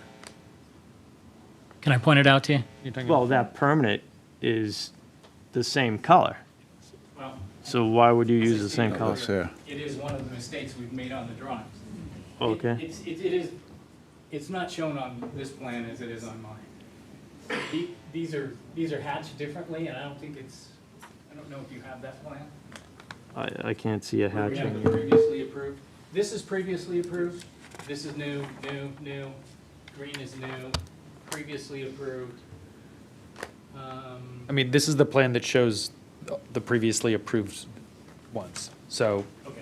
I mean, it is showing the dark red as previously approved, and then the purple area as previously approved live goods. Says in the key This here. is the latest and greatest plan that was sent to you. Live goods, like there's chickens? Yep. Yep, that doesn't say It is a previously. little bit different. No, it doesn't. No, it doesn't. So they wouldn't put like. So this is confusing It's a at best. little, I mean, it's Yeah. it's still showing the same thing, in my mind. No, because that's solid, just like this. Oh, no, I agree that it's hatched, but in terms of, I don't think this is any different than, No, plan-wise, no. plan-wise, no. Yeah, For them to understand it, it's a little bit I'll give you that, yeah. confusing. So that's all. Sorry. So the plan is a little bit different. Okay. Yeah. Just the this- color, the I colors gotcha. are a little different, and the shading, but the plan is the same in terms of what it's showing. Yeah, so that light pink is already approved. Yeah, previously approved Yeah, this year, okay, and then this year. thank you. Thanks, And appreciate that. Brian gave me a copy of that, Okay, same one before the meeting started. thank you. That, I think, is what he has in his Yes, yes, yes. So the permanent building material in that light green, that's an ask. That's correct. Correct. All right, so there's no way to get through that. So there's no walkways, no pedestrian walkways, nothing that needs to get through there? Is there a sidewalk it's blocking? No, sir. Okay. All right, I have no other questions. Ken? I have no questions. I'll wait for comments. I am looking at your chart that you just discussed with Brian with kind of the checkered boxes that are what's already been approved. So the blue is going to basically start from very close to where the store and go all the way down to the end of the parking lot? Yes, ma'am. And what would be located there? That is our seasonal mulch. But, Mulch, bags of mulch. so it's bag mulch, it's not like freestanding mulch? That's correct. It is, all of it's in a bag. And how will you, would it be on pallets, or are you just gonna? Yes, it's on pallets. And the blue that's next to it, would that be mulch too? Yes, ma'am. And then, if that's seasonal, what would be there the rest of the year? Obviously, you're not gonna have. Parking. What? Parking. It goes back to parking. All right, so that's the area that's March 1st through July 31st? That's correct. Okay. Okay. The pink area is also in between those blue areas. The pink area is also March 1st for July 31st for the delivering of the mulch. Well, Okay. the loading and the quick load. Loading, yeah. Yes. So when you're saying that people are going to drive in, your employees are going to take the bags of mulch and put them in like a truck or whatever? Yes. Is that how it's going to work? Yes, ma'am. You bring the receipt, they load as many bags as you've bought. Okay. Okay, this is, this is quite an expansion. The X spot in the back that's pre-existing, I know this has come up before at other hearings, but what is located back there? So the one that abuts the parking lot that's not yours, what do you store there? I know it's pre-approved, or it was approved prior, but what do you store back there? The one that is Like the next upper to- north of the Yes, plan? yeah. yes. Oh, that has some lumber in there, building materials. There's block in there, there's lumber. Typically, what it is, and I say typically because I don't run this store, so I don't. Okay. But typically, if we have a storage area like that, it's stuff that didn't sell last season, and it's in there for this season to come back up and then get recirculated. But I don't run this store, so I just know that when I drove by there was lumber in there and building materials such as block. Okay. Doesn't exceed the height of the fence. Do you have any outdoor containers, or is this just all like on the pavement? Other than the pack rat, no, it's just on the pavement. The back rat. Okay. It's not a back rat. The pack rat is actually what we rent, so it's just a display. Not allowed. Okay. It's not allowed. I got to tell my manager, get rid of that thing. Okay. Okay, Mr. Zakelli, is there anything else that you would like to add? It's a net during this seasonal time, which will be the most amount of spaces lost. It looks like it's a loss of 155, and about 27,000 square feet. That's probably the only things that have not been mentioned as of yet. It's about, like I said, yeah, about 155 parking spaces would be lost at the most. And then, yeah, a little over 27,000 square feet of new storage or display. Okay. I have additional questions. Okay, I just have one more and then Yeah, you're sure. next.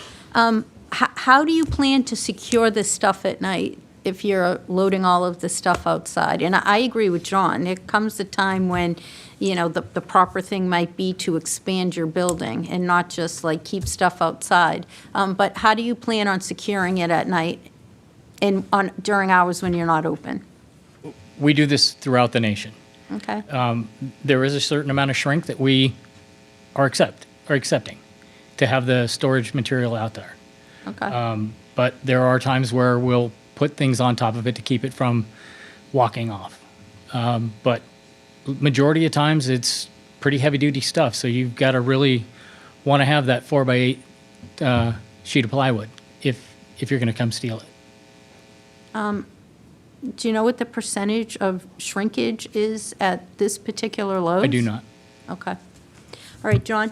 Thank you, Madam Chair. So I think what might be most helpful, at least for me, and maybe for your neighbors that are here, I just would like to understand all the new spaces that you're asking for and exactly what's going in them. And I've got it at the bottom of the plan here. It looks like those, whatever amount of parking spots are for mulch. Should I have that correct?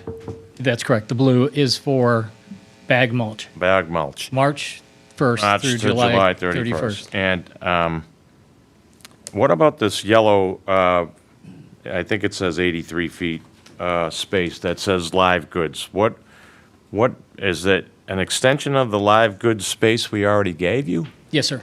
So during that So spring. flowers, we're talking flowers and Yes, sir. living things. Yes. Okay, so more live goods. And why do you need that space? During the spring season, we bring in a tremendous amount of product to sell. And that's our overage of what is needed for this store. So This is we talking ga- with the manager saying, I need more live good area because my garden center is full of this and I'm pulling all this material. I can't pull this material all out in front of the garden center, so I have to put it somewhere. So previously approved, we had that area that is shaded in that crosshatch of the light blue, which is in front of the garden center. Yeah, I see that, and which, again, confuses me because the math doesn't work for me, because it says, according to your plan, 3,400. But I come up with 2,100. Anyway, I They may again, have. I'm reluctant to go through step by step like we did over 10 years ago, because it wasn't followed. And to me, it was a waste of time. I But we'll play the game here, we'll exercise this, but I guess I just think that this is, I'm just trying to understand, what the different spaces are. So the purple space, it says live goods cart storage, so those would be empty carts without product? Empty carts, yes, sir. Like you're doing right now anyway? That's correct. Okay. We're asking to become code compliant with the carts that, once we've taken them off, all the plants that come in the back of the 18-wheelers, take them off that, put it in the either garden center or out in front. And that's behind the gated area, currently where the gate is? That's correct. Okay. And this pink area, quick load, what's quick load? That's where our employee is out there, one or two. Some busy times we actually have 5 or 6, but the employees go out there to load your car or truck or trailer with the amount of mulch that you've purchased. And there's a cash register or something No there? cash register is out there. It is just for loading the mulch. Okay, and 'Cause- I see the wheelbarrow there. So how do we,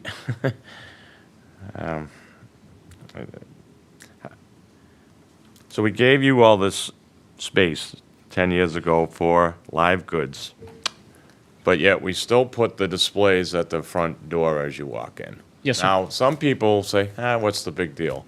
But to me, again, we spent months and months hammering out a plan that didn't get followed. So what stops that from happening if we give you this next plan? My clearance letter. My clearance letter that tells the store exactly what they can and cannot do. And it also goes into our, like I said, our computer system at Lowe's, where if they don't open their door in their manager's office and see it on the wall, it'll come through. And if they're in Do violation. you feel like this is kind of bulletproof and it'll just be the magic bullet we need? No, sir. It's not bulletproof. Okay. It's the best we can do right now, And which we haven't been doing, which is the reason I why. would agree with that, and I Yeah. think your neighbors would too. So you're saying the pack rat storage container goes away? What about the fence project display you have out there and the firewood? Are all these things going to be things that now we give you this and now all those things are just going to stay anyway? That is our hopes, that we would be able to use that display area that's in the front of the store now, in addition to barbecues, lawnmowers. Well, let me ask you another thing that I'm pretty certain you probably don't know the answer to, but the entrance road that comes in off of 114, whose responsibility is that road? 'Cause it's in pretty rough shape. You're right, I don't have that. That's something you could look into for us? Absolutely. I don't believe it's a public street.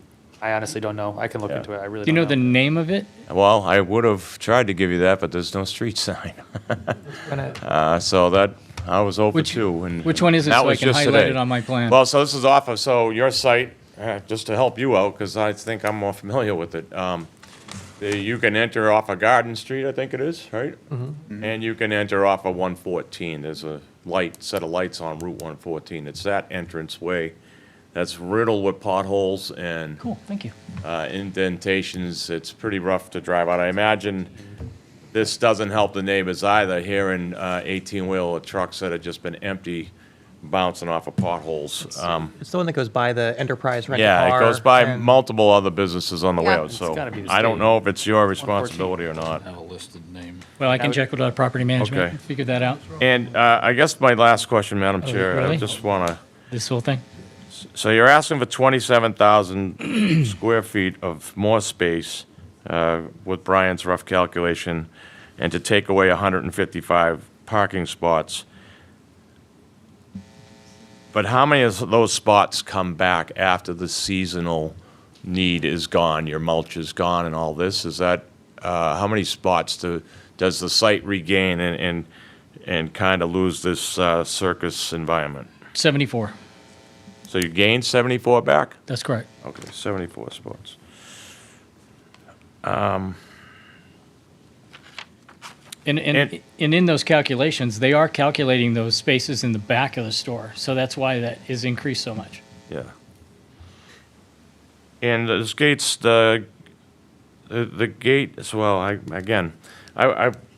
would really want your current manager of this site to be here. I think that would be very helpful to the process in general. So, We can bring them. yeah. I'm surprised they're not here tonight, but, Well, that's why I'm here, sir. Yeah, is I that gotcha. yeah, okay, Madam they Chair, used to let the store come and then nothing happened. I'd like to hear from the neighbors too, but I'll stop my questions for now. I did finally think of one, if I could. Yes, yes, please, and then back to me, I have another So, couple questions. If I lived Okay. near here, next to here, I think with I'll go ahead. adding lots of mulch, firewood, I think I would be concerned about rodents. And I know, oh wow, okay, lots of north-south nods there. So, and I know you have all of these products already, and you know, I think there might even be a cat in there somewhere to help, right? But what are you going to do? What more can you do for rodent abatement? Because it seems like that's a concern we're about to hear about in a minute. I'm not aware of the issue. I can bring it up to management and have them take care of it. Well, I don't even, it sounds like maybe there's a current issue from the reaction we got, but, you know, I mean, anybody that's had mulch spread in a garden bed knows that, you know, rats think it's the greatest thing ever. They like to tunnel in it, they like to eat it. I don't know what they do, but, you know, it just seems like if we add hundreds or thousands of bags of mulch, that some serious thought into rodent control needs to be given. I've not heard that as to be an issue everywhere else we're doing this. So if it is, I'm not aware of it. Thank you. Okay, Chris? A couple of questions. So the previously approved live goods display where all the plants are outside, if you're moving the seasonal bag goods storage outside from the inside, do we still need the live good store, the plants, the carts of plants outside? Can they take place of the bag goods? We're not taking the bag goods away from anywhere in the store So because you're still keeping what's in there yeah, is going to be, okay. yes, sir. Okay. Whatever's there will remain. There are people that like to go and put it in their shopping cart. So Gotcha. So one last question in regards to the parking. So existing right now, it says 433 spaces. Proposed is 278. When I'm taking this from my own experience, going in there midday and parking, going in the store, that parking lot is 3/4 of the way full, and there's not a lot of people in that store. I was in there today and probably passed 6 people shopping, but the parking lot was 3/4 of the way full. So if you take away the 155 spaces, by chance on a Saturday afternoon when you have all this live goods seasonal bag storage outside, or a Tuesday afternoon, whatever it is, and someone doesn't have a place to park, I guess my question is, how are you going to police the parking? There is cars there, trucks there, that they're not in the store. There's someplace else. there are businesses that surround us, and we could police it. We could be jerks about it and put signs up that say, go pick up your car at such and such location and for $350. We could do that. We could put signs up. That's the only policing we could do. And also, I'm assuming the trucks that are parked out there, are those your delivery trucks? There are some Or the of the store? delivery trucks that are out there that are ours as a Now, third party. What will happen to those if you take this 155 spaces away? Because that's where they're parked currently. Will they go out back? Will they disturb the neighbors at 6 a.m. when the delivery man starts up the truck? Or are they gonna? Are they're out front now, is what you're saying? Yeah, so currently, when you come in off of Garden Street, this was today, there was a flatbed truck parked in the bigger of the two blue areas. If it was a flatbed, it was With the- our deliveries. Yeah, with the spider truck on the back of it. Which was our deliveries. Okay, it was So- empty, wasn't being used. It, What happens to that truck when you take away those parking spaces? so I wasn't there, but he could have been waiting to come in, pick up a delivery, and take it out. So, It's there overnight. okay. So it'll be sitting there. Yeah, So okay. I'm just saying, what do we do with it when we take away those parking spaces? Are we putting it out back? Are we disturbing the neighbors more than we do already? Are we putting it on the other side of the building where there are no neighbors and it's more commercial space? We can do that. I mean, if that's what is requested, we've not heard this request. So with you asking me a question, what are we doing with it? If you want it in the back of the building, we can say that we'll carve out a place for it to be stored in the back of the building. Okay. And I think the parking is going to be a concern The 292 spaces yeah. with the That handicap? includes the ADA spaces, Yeah. I'm sorry, yes. With the amount of cars I saw in there today and the lack of foot traffic in the store, I think it might propose an issue. But Like I said, I can say that we can put up towing signs and have all the businesses that are parking there now, they won't do it. I think to piggyback what John said, it probably wouldn't hurt to have the current manager come before us as well. I'm sure we're going to be here again. Thank you. I'll bring him with me. And I have a couple of additional questions. The spot at the bottom that's labeled in kind of like a lilac color, purple, live goods carts. I know you spoke to John about this. Are these the regular, like, carriages for the store, or are these carts that pertain to just, like, plants and other things? Like, what are these carts, and why aren't they in the store? So when the 18-wheeler that brings the live good plants, they bring it on carts that they can wheel off. Okay, They wheel them in, they take them off the carts and put them on the displays in the garden center. okay. Or in the front. And then they take those empty carts to be picked up by the vendor. So they store them until the vendor picks them up.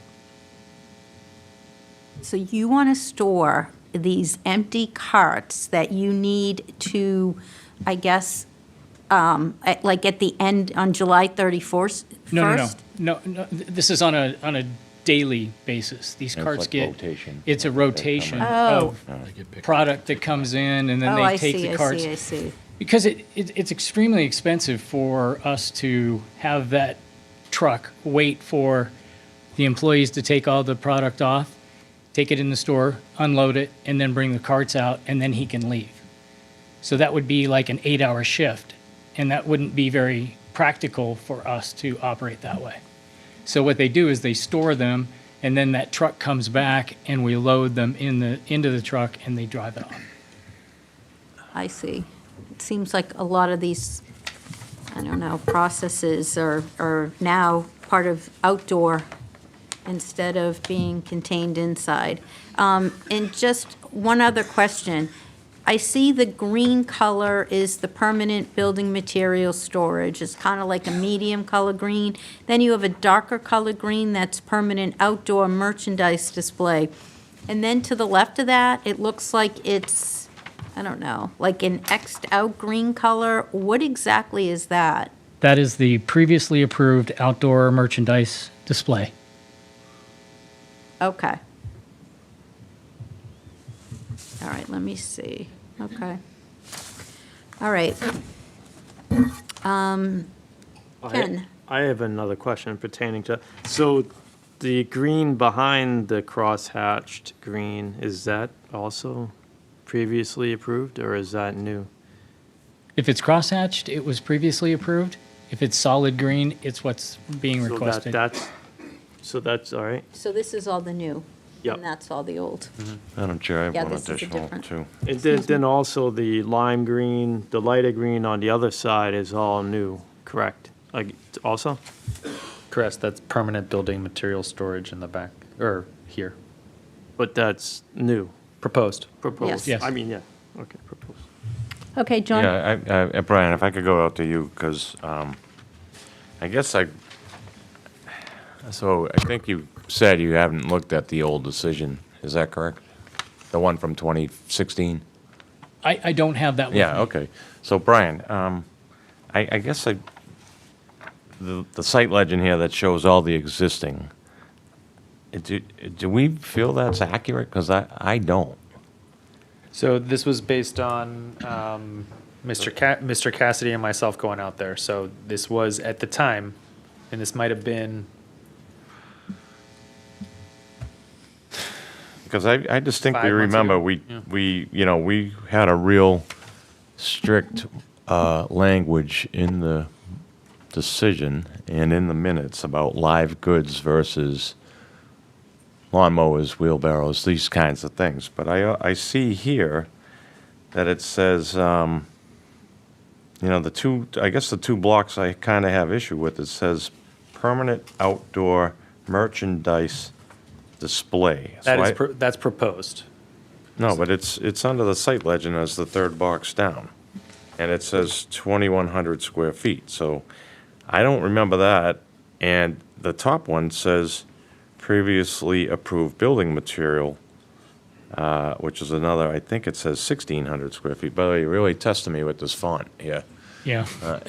If I can, I'll just clarify that. Yeah, because is that overlap? I mean, I guess I don't understand. I don't remember these numbers. So the lumber canopy, which Yep. is shown as a dashed Where line. your contractor entrance is? Yes, sir. Yeah. That is where that previously approved building material is stored. So that's the top box. Yes, sir. Okay. So, and that says 1,600 or 1,000? You see, you can't see it either. I wear glasses. I got a. It's 1,000. All right, so that's supposed to be 1,000 under your canopy where the contractor entrance is, correct? That's correct. And then, so I guess I don't know where the 3,400 of live goods come from and the additional 2,100 of whatever what do you consider permanent outdoor merchandise display? What is that?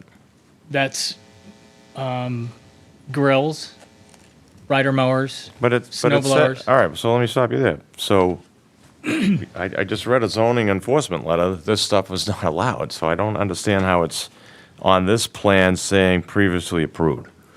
Because we didn't approve that, and I specifically remember that. I would go through the minutes with you painfully, but I very much remember live goods. So the only thing that is previously approved is live goods on this plan. Anything that's talked about that's not live goods is proposed.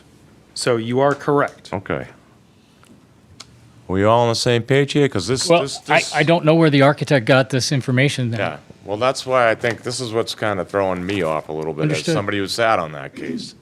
Because I remember specifically, and that's why I brought it to the enforcement officer, hey, we don't allow the lawnmowers out there. We don't allow the wheelbarrows. They went out and agreed.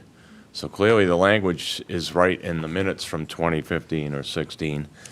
But yet this plan's saying it's existing. So I guess more of a comment. I'd like to get this all cleaned up. I assume we're going to continue this tonight. I really do want to hear from the neighbors, but I think there's some discrepancies in what this plan's showing, and we need a bigger plan, quite frankly. We need a D size or something with some real font that blind guys can see. I will get you whatever you want. Thank you. When I come back, Madam Chair, that's it for me if for large now. plans are needed, you bet. I thought Any- that's what this was for. Okay. Any other questions from the board before we go out? To the members of the community, I'm pretty sure that we're probably going to be continuing this. We have some questions for the store manager, as well as the applicant representative here. So we're going to request more detailed plans, and maybe some things in addition to that, you know, like an explanation as to who's parking in your parking lot all day, if it's not customers in the store, things like that. But if there are community members who have, like, concerns or questions now, and they want to be heard, raise your hand and we can start. Okay, the gentleman in the green shirt.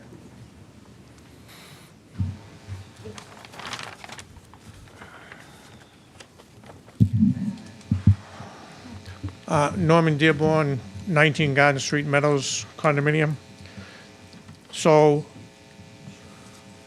this has been like a 20-year, 26-year battle with Lowe's over all kinds of issues, many of which you discussed at length already. They're non-responsive. I can stand here and tell you that the first time I was given a store manager's name at that facility was by Brian Cassidy of planning. And that's pretty sad. You call the store, you call corporate, you get a runaround, you get hold. You never get a name, you never get an email, you never get a direct number. You can't get a hold of these people ever. On July 9th, we had a level 1 hazmat spill in the parking lot right next to that top pink box, which is what I believe abuts our property on the fence line. Yeah, it's in the top of the auxiliary parking lot. And it was one of the Next Level Trucking, one of the Lowe's delivery trucks that was leased doing their deliveries. It was sitting out there right next to that pink box, and it was oozing out radiator fluid all over the parking lot. And it was about 15 feet from their cage full of merchandise, and probably 50 feet from the swale, which is town land conservation, and probably 150 feet from our 5th condominium building. And that morning, it took me 3 phone calls, starting at 7:50 in the morning, and about 15 minutes to get a person to answer the phone at Lowe's to tell them what was going on, to call somebody. To their credit, they did. They had somebody down there within an hour, and it was taken care of. But when you have an emergency situation and you're telling the machine you have an emergency situation in the parking lot, and you have to wait nearly 15 minutes, it's not acceptable. And I could go on and on and on about the issues we've had with the Lowe's, with noise, tractor trailers, forklifts, all hours of the morning, all hours of the night. We're 35 units. We've got a bunch of over 60-year-old people, bunch of kids living there. We've asked Lowe's repeatedly, can we change the agreement that says no outside activity or loading will be done during store hours. It will be done during store hours. Well, that was done in 2010, I think, and their store hours weren't 6 o'clock. They were either 7 or 8. So now they start everything at 6 o'clock and they go to 9 o'clock. So you have forklifts, tractor trailers, everything's beeping at 6 a.m. in the morning, about maybe 50 feet from where a lot of these folks live, and it's unacceptable. Lowe's is non-receptive. They don't call back. They don't do anything, and we've asked. I've asked, we've emailed. I called the CEO, naturally didn't get a hold of him. Got some administrative assistant to call me, very, very nice. 0, nothing happened. So Okay. the Meadows is fed up. We have legitimate concerns about all of this. All of these fancy colored boxes are going to be serviced by forklifts, more of them, by tractor trailers running around, dropping stuff off. Not even to mention the folks on Garden Street, some of which are living here, they're going to be severely impacted by all that purple stuff and red stuff at the bottom, because that's pretty much into their backyards. And I'm about finished because I know some of them want to talk. Thank you. Okay, thank you. Anyone else? And if you do speak, if we can kind of bring up different things, that would be great.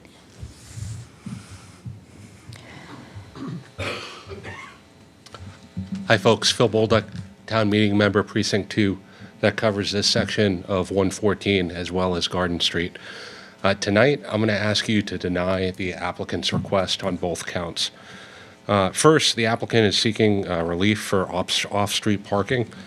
Under Section 5 or under Section 10, Part 5, it specifically calls out that this type of relief will not be possible if there's a substantial detriment to the neighborhood. What you're seeing and hearing tonight is that it's currently already unacceptable, the level of noise, the way the neighbors are being treated, and this will only increase it. So it's really in the public interest to deny this applicant. For the same reason, I would ask that you deny the second request. There is no public interest in increasing outdoor storage. It will be a detriment to the neighborhood. And additionally, I don't believe that there's anything that the applicant's going to be able to do to mitigate this. I mean, just due to the situation, if there's any way that you guys could vote this tonight and give the people of Precinct 2 some relief, I'm confident that this won't pass. Thank you. Thank you. Anyone else? Yes, this gentleman.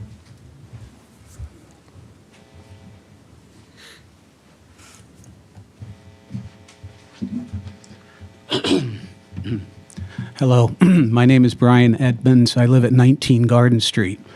If you look at the map at the rear of the building, you will see the proposed 3 new pink areas that are between 27 Garden Street and the Lowe's building.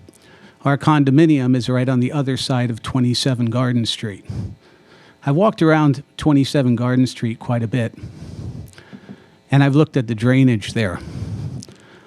I can't say for sure, but it is my impression, based upon the grates and also the drainage on our property, that some of it goes into the conservation area behind our building.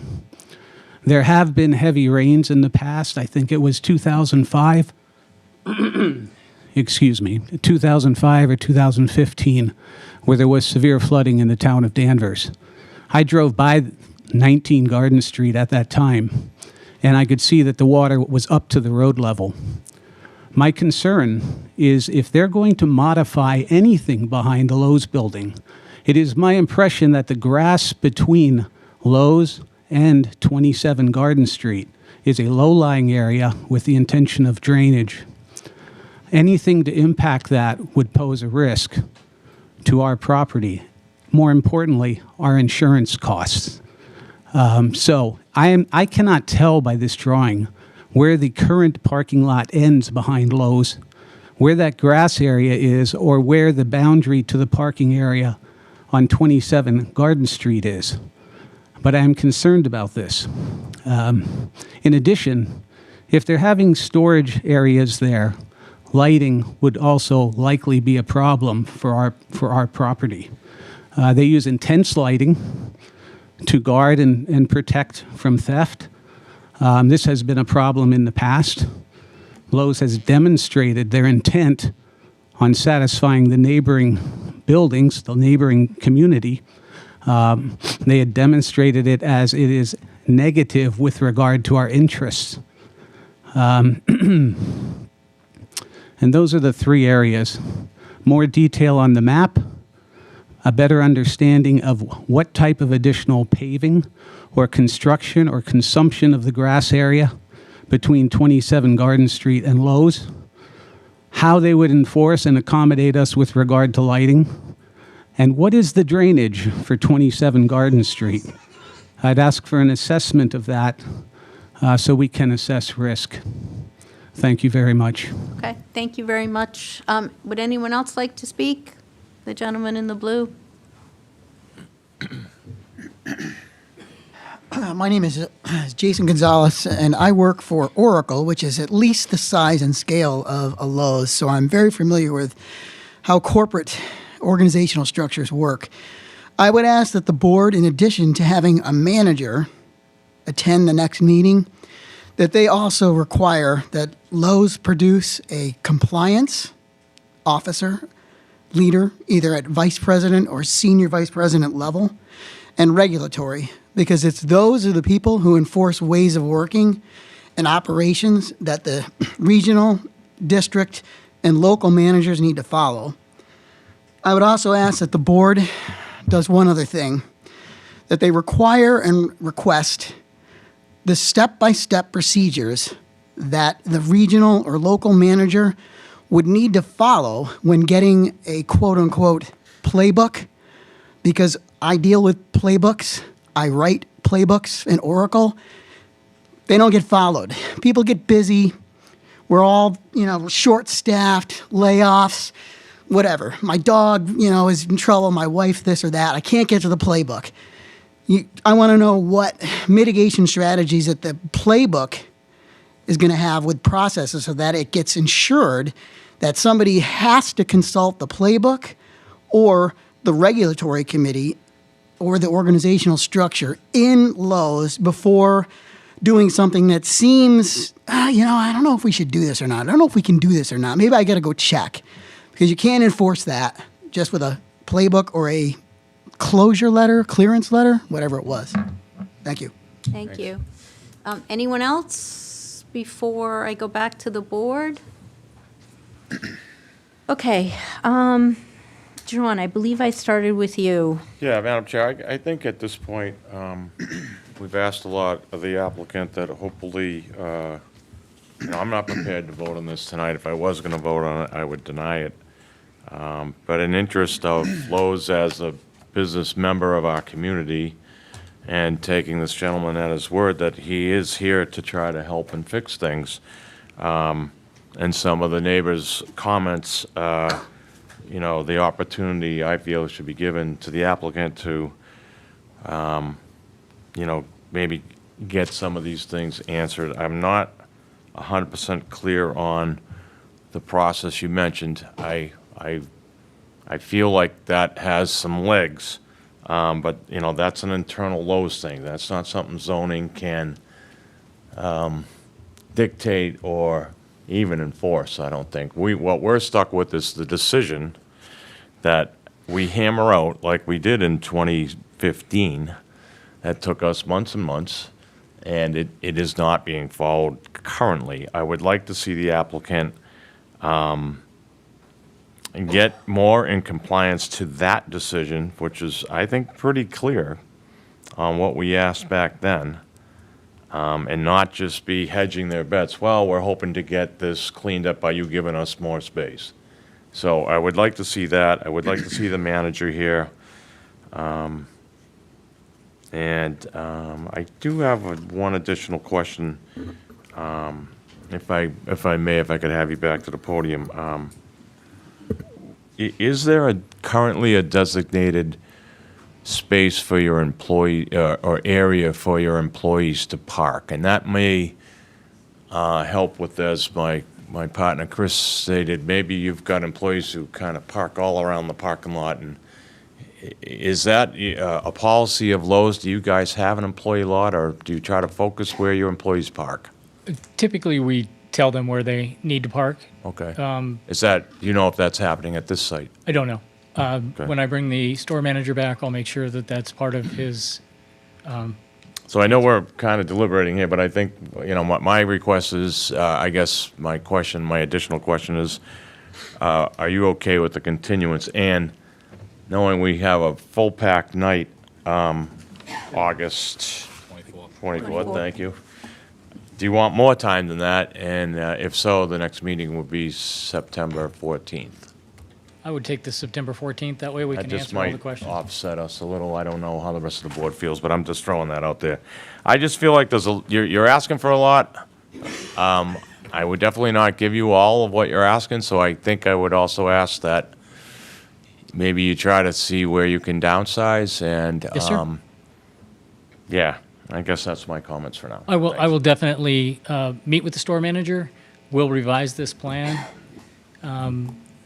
and we'll answer the questions that have been asked as best as our ability. And I think, Madam Chair, just one more thing through you, for Brian, if we could maybe get some more clarification on this site plan, what it says is existing, and try to get that maybe cleaned up. And if out of you, if we could, before that next meeting, get something a little larger, bigger font that we can all kind of Absolutely. dive our teeth into here. Yes, sir. Thank Do, you. do each of you want your own? Yeah, why don't Yeah. we, Do I we need- normally require 8 copies, just do 8 24 by 36. Okay. And it sounds like that'll be the easiest way. 14. 14th. Johnny, Well, you- I would, my Are you done? motion would be, yes, I am. Okay. Thank you, sorry. sorry, Chris. I would also like to see the store manager before us on the 14th as well. Okay. Thank you.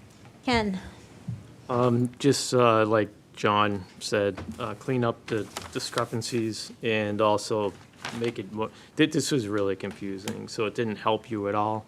I mean, if you came in here and it was more like clearly stated, then we may have been able to do something tonight. But yeah, it's confusing and yeah, you need the manager in here. Thanks. Okay.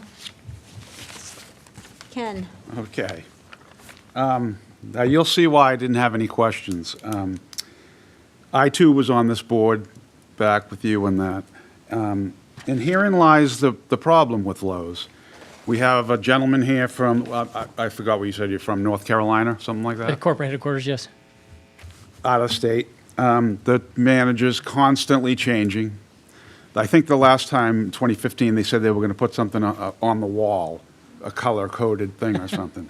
I think they need to square this. I don't know how they have survived without this extra 27,000 square feet of storage area up till now. I think they need to square the store away as to what they have right now.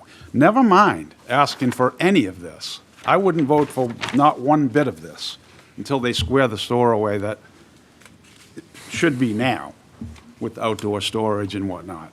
We will become compliant. But that is the problem. You're not going to be around anymore. There'll be a new manager months from now, and he won't know what's going on. And even if you have the playbook, they don't read it. They don't read it. There's no training. And it's obvious that there's no training. So that's where I stand. We can bring the manager in, and that's fine. But he's going to tell us, yes, yes, yes, yes. Yeah, we'll do that, we'll fix that, we'll fix that. And that is the reason that's what why- they always say. Then he'll leave. And then he'll leave. That is the Another reason why I'm here instead of the Right. manager, because he would tell you exactly what you wanted to hear, and then he wouldn't do anything. So when we have a problem, we can always call you in North Carolina, right? That's right. Yeah, absolutely. Brian's got my number. That's where I stand. okay, perfect. So- I agree with my other fellow board members. I would also say when the manager comes, it would be in his best interest to be able to answer all of the questions that have been presented to you tonight that you weren't able to answer. So we want to know what's going on with the parking lot. We want to know where the employees park. We want to know what's going on behind the site, on the side of the site. The gentleman's question about the drainage. So if you are going to be putting storage in the back, we want to know what type of surface it's going to be, where it's going to be located, if it's on pallets, if it's right on the pavement, if it's right on the grass. We want to know all the specifics. And as far as that plan, we want to know all of the details. I don't want to see, oh, it's going to be outdoor storage or outdoor this or that. We want to know exactly what's going to be stored in each one of the locations. And again, it might be in your best interest to maybe pare it back a little bit, because it does seem as if it's a little too much of an ask as far as outdoor. And it might be a good time to consider possibly revamping, doing something to the inside of the store so that more of the stuff can be inside instead of outside. And I understand that, this is your job and your responsibility now. You go all over the country, you help design or redesign and use the best, come up with the best plan for storage, whether it's inside, outside, but not all sites are the same. Not all sites have residential neighbors that abut it. And I also want the manager to be able to tell us exactly what time these trucks start, when they start backing up, and if we put any time restrictions on any of this, he better be ready to comply with that. That's what I have to say. So, Madam Chair, I make a motion that we continue 153 Andover Street, docket number 265142 to our September 14th meeting. do I have a second? I'll second. All in favor? Aye. Any opposed? We will see you on September 14th. Great, thank you. Thank you. Oh, Brian, you might want to just let him know, like, how far in advance all of the paperwork needs to be submitted. Yeah, I think they're gonna have some questions. Okay. Anyway, so All I'll be in right. I'll be in touch. Okay, perfect. All right, so, I'm gonna stick around and see what you do to Home Depot.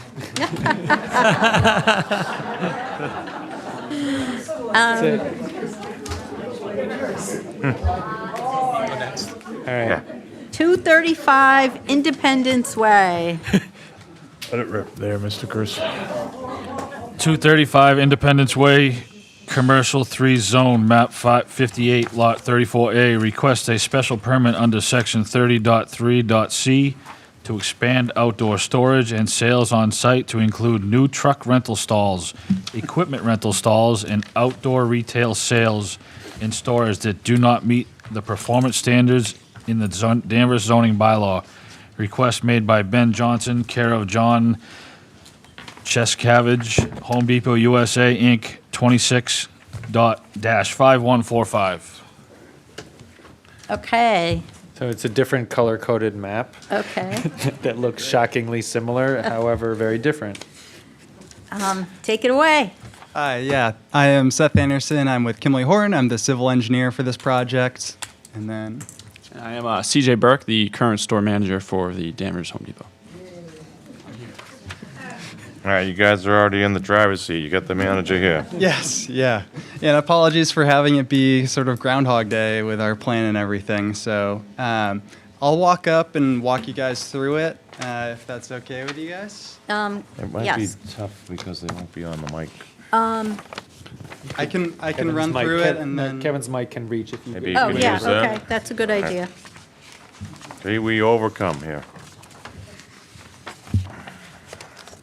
You said it was Seth and the last name again? Anderson. Anderson. Thanks, Seth.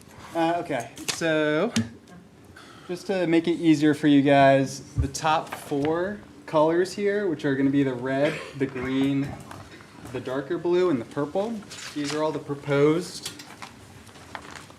outdoor storage areas that we're proposing under this plan. So walk through it in that order. The dark red is proposed year-round staging. It's going to be in the back of the site, up top, and then over towards Route 128 on the east side of the site is the other larger area where we're proposing year-round storage. Up and down, the dark green is proposed seasonal storage. We're proposing again over in this Route 128 area, and then over on the west side of the building where there's already some existing storage as well.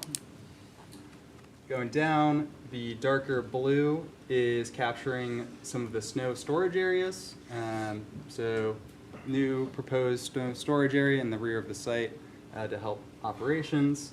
And then the last color, the proposed, is this purple, and that is seasonal storage, so same as the green, but in the winter it will serve as snow storage as well.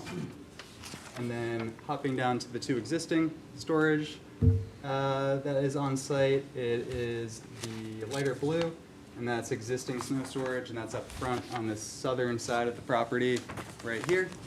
And then the orange is the existing storage on the site, and that's mostly located out on the west side of the site, just to the side of the building. That's the storage aspect of this permit. The other aspect of the permit is we're proposing 4 new truck rental stalls up front. There's already 6 that are approved previously. We're proposing 4 additional stalls, restriping that to, I think if you hop to the next one, Brian.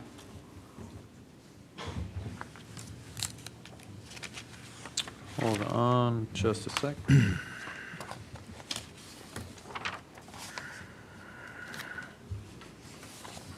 this works too. Thank you. Okay. So zooming in, this is the building up here. So we're the easternmost section of the building, Route 28's right down here.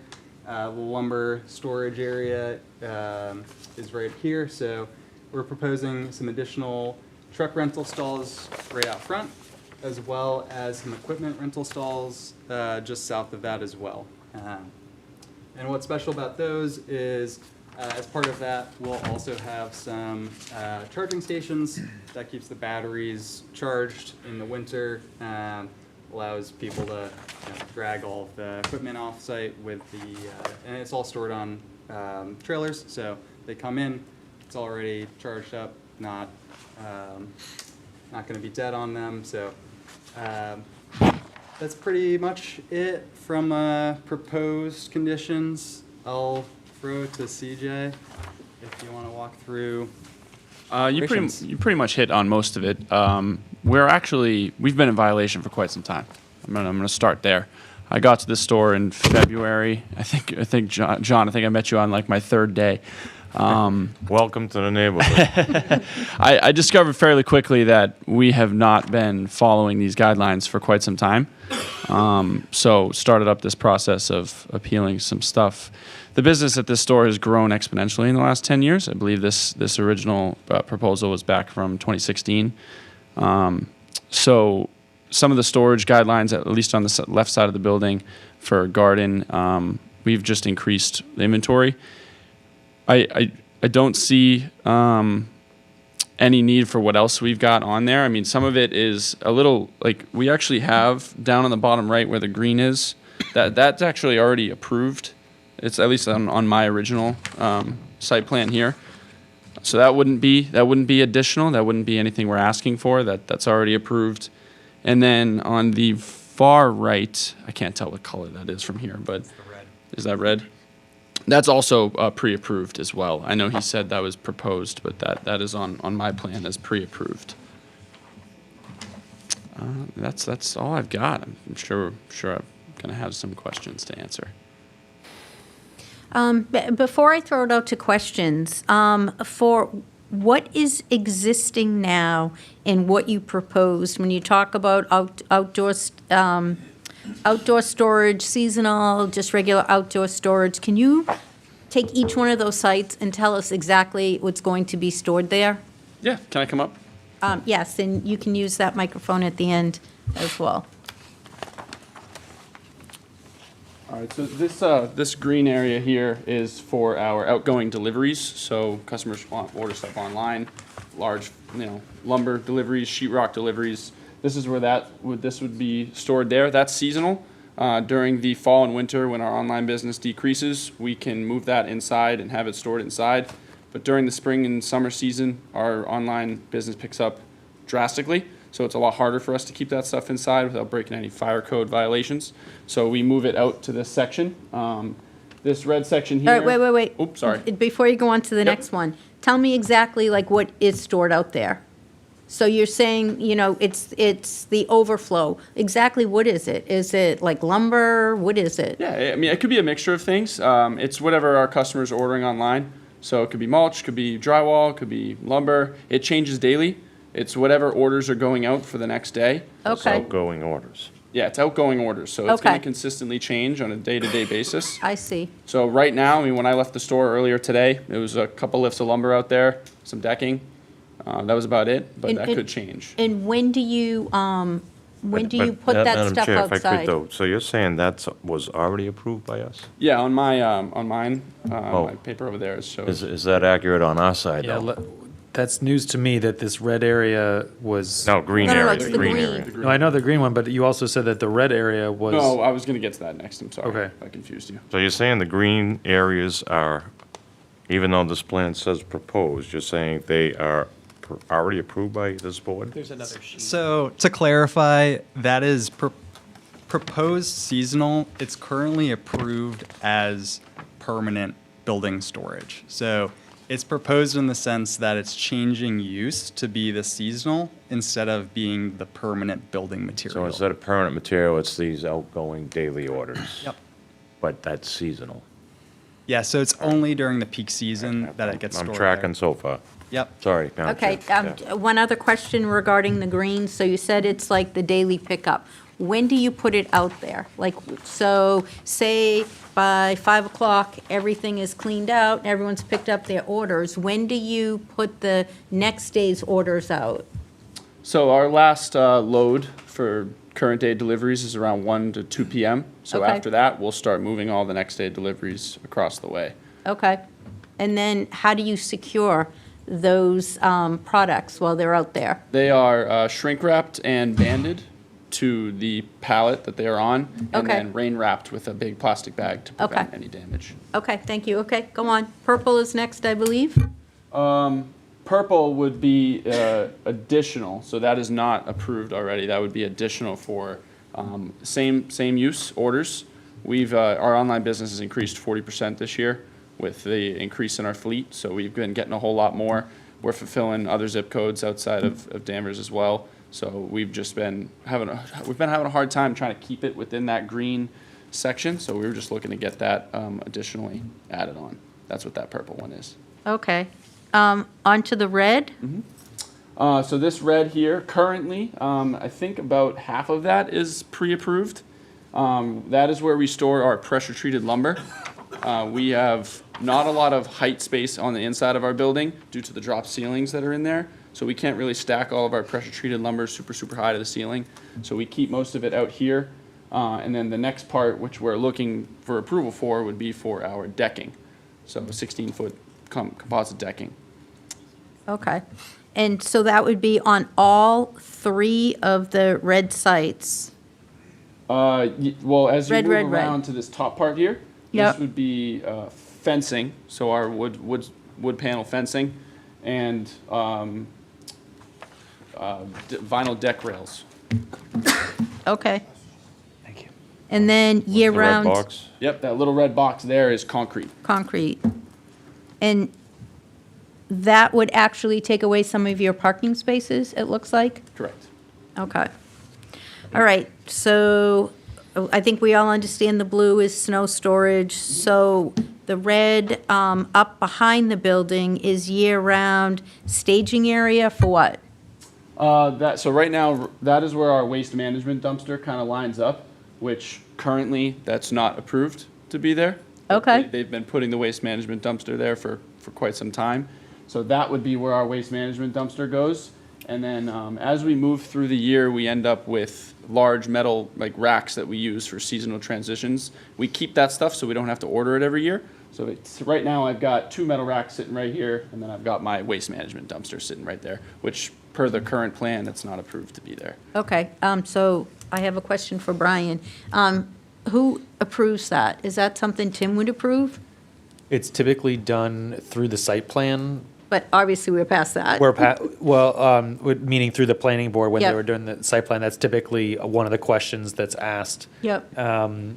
It's whether or not it poses a problem. But while they're here, it's definitely within your purview to determine where that's located. Okay, so I'm assuming that way back when they moved in, that there was site plan review. Where was the dumpster supposed to be? Well, I think in our 2016 decision, we detailed with a dumpster location, did we not?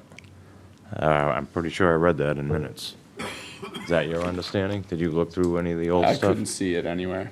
I thought we designated the dumpster location.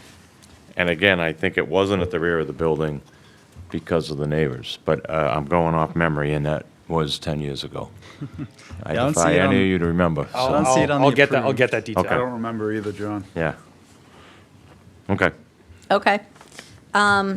All right, so we will definitely handle it now, and I mean, how detailed are the original site plan reviews? Like, would we be able to go back and look? Yeah. And say, okay, so maybe we can figure out where it was originally supposed to go? Oh, yeah, no, that's what I'm saying. I'll be able to Okay. figure it out.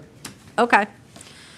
All right, so all of the orange is existing, is that correct? Yeah, all the orange here and here is existing storage for mulch, soil, about bagged the- rock, pavers. What about these new green spots? So as the business has increased, it's been a lot harder over the last few years to keep the mulch and stuff in this section. So all throughout, I guess, last season and this season, we did run with mulch and soil on this side as well.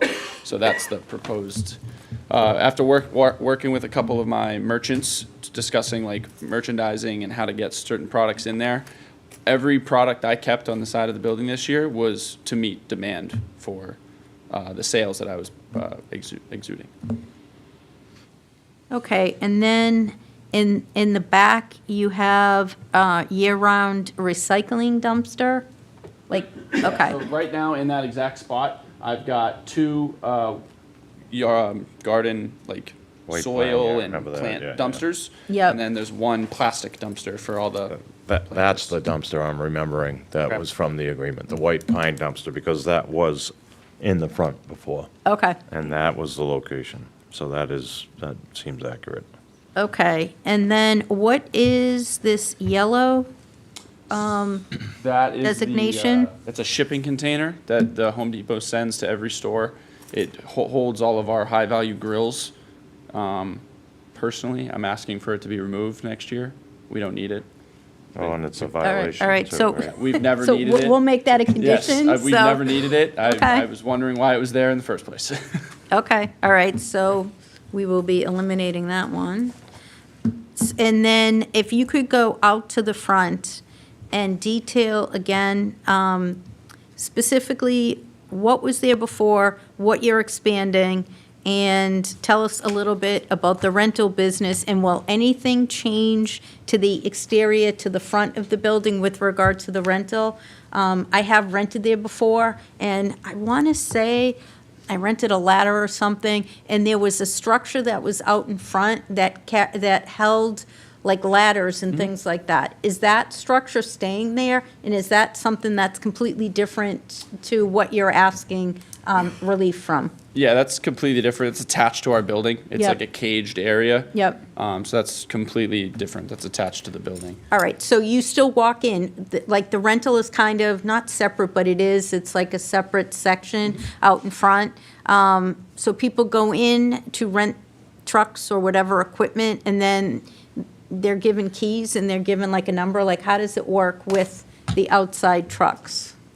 So we keep the keys. If you were to come in and rent a vehicle with us, you tell us which vehicle you want. We go out there, we inspect the vehicle. Once the contract is open, we hand them the keys, and they're good to take the truck with them. All right, so and how many were existing and how many are you adding? So when this was proposed in 2016, I guess the store only had 6 vehicles in their fleet. They now have 10.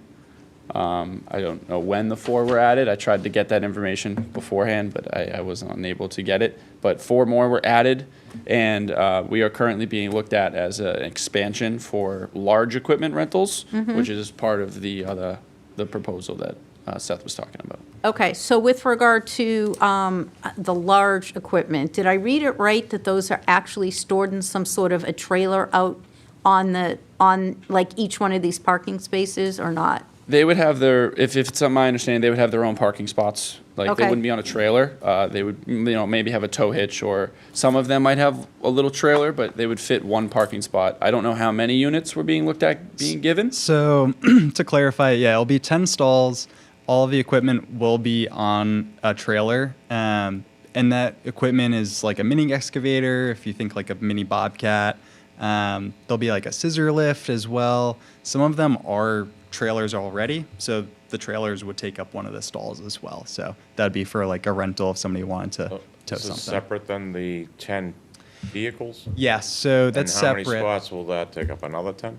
Yep, another 10, completely separate. I do want to note too, we have 406 stalls required per zoning, and at the minimum, we'll have 407 stalls with all of this proposed outdoor storage and equipment. So basically, the spots are 10, 10, and then how many for the concrete are we losing? Is that 6? I believe it's 6, yes. Okay. Yeah, 6. Okay. I have no further questions, but I'm going to ask the other board members, and I think we start with you, Ken. Thank you, Madam Chair. When did you say you became manager? February of this year. You know how long the manager before you was in there? 2.5 years, 3 years. 3 No years. other questions. Okay. Ken? Yeah. So there's some, a lot of lawnmowers right in front of the rental part, the rental entrance and, Yes, yeah. There's right off to the right hand side. There is some aerators, overseeders, and stuff like that. Yeah. so are those acceptable? I mean, are those existingly, we'll say, given permission? They don't seem to be on the plan. Yeah, because there's a lot out there. I mean, it seemed like there was some other stuff out there too. I drove by, saw a bunch of, probably like 10 lawnmowers out there, Okay. at least. Yeah, I was actually not aware that that wasn't on there. That's something I'd have to work with my corporate office on, getting those equipment removed from my fleet if we're not allowed to have it out there. Yeah, well, there's probably some other stuff too that was over to the left out there, maybe ladders or something. I saw a bunch of stuff. So I was just wondering if, all right, so again, we have to clean up the existing 100%. anomalies, anomalies before we approve anything. Okay. All done? That's it. Chris? The equipment rental and the trucks, was there any thought of moving it over to the right? That next Shifting bank it of this way? spaces to give those 10 spots back to the contractors going in and out of there multiple times a day? I'm talking about moving from here to here? Yeah. Yeah. Was there any thought in doing that, or? It was definitely something I had mentioned when we were originally proposing this, because most contractors like to park here. It's a little bit closer. I figured that's why I asked.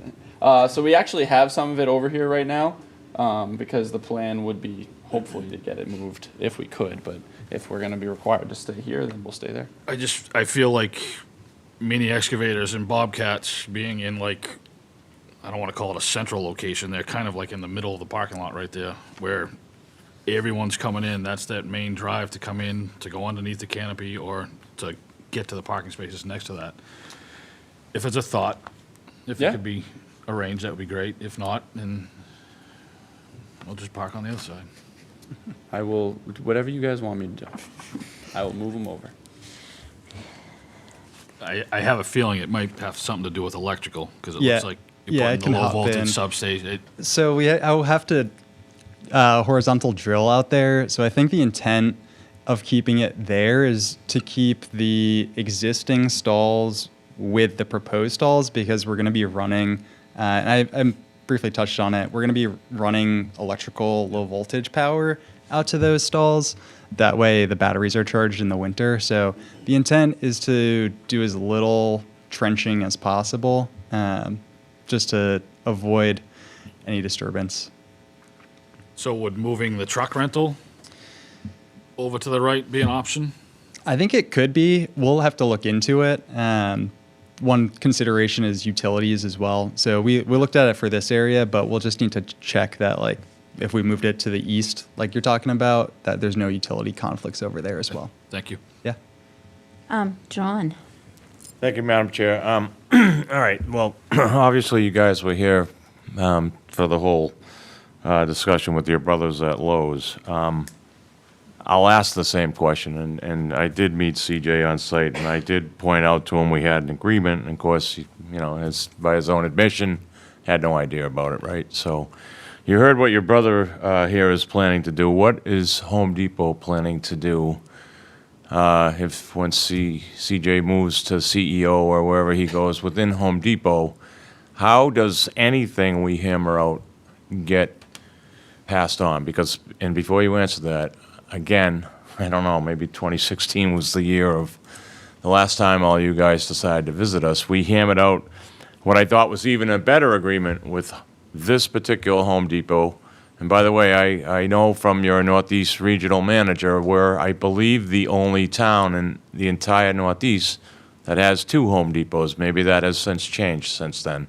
So knowing our bylaws and the rules around outdoor sales and displays, you would think would be important to you guys, right? So how, and by the way, part of that agreement was there was supposed to be this large laminate card in your break room that was there for all your employees to know as well as the striping down out front, which is there, somewhat faded at this point, right? So at a minimum, I'll ask the same question. Are we planning to stripe these areas and restripe the existing areas? So I'm seeing you nod your head, but I need you to say something. Yes, so okay. I'll take it in order. But what about the passing on of the knowledge? Because obviously Home Depot you have your playbook, right? And site to site around the country, around the Northeast, you guys are doing your Home Depot plan. But how it fits into Danvers and our bylaws, especially as a town that has 2 Home Depots, I would think would be important to you guys to play nice with us here. So how does that knowledge get passed on? Yeah, and apologies. I'm the civil engineer, so Okay. not part of Home Depot.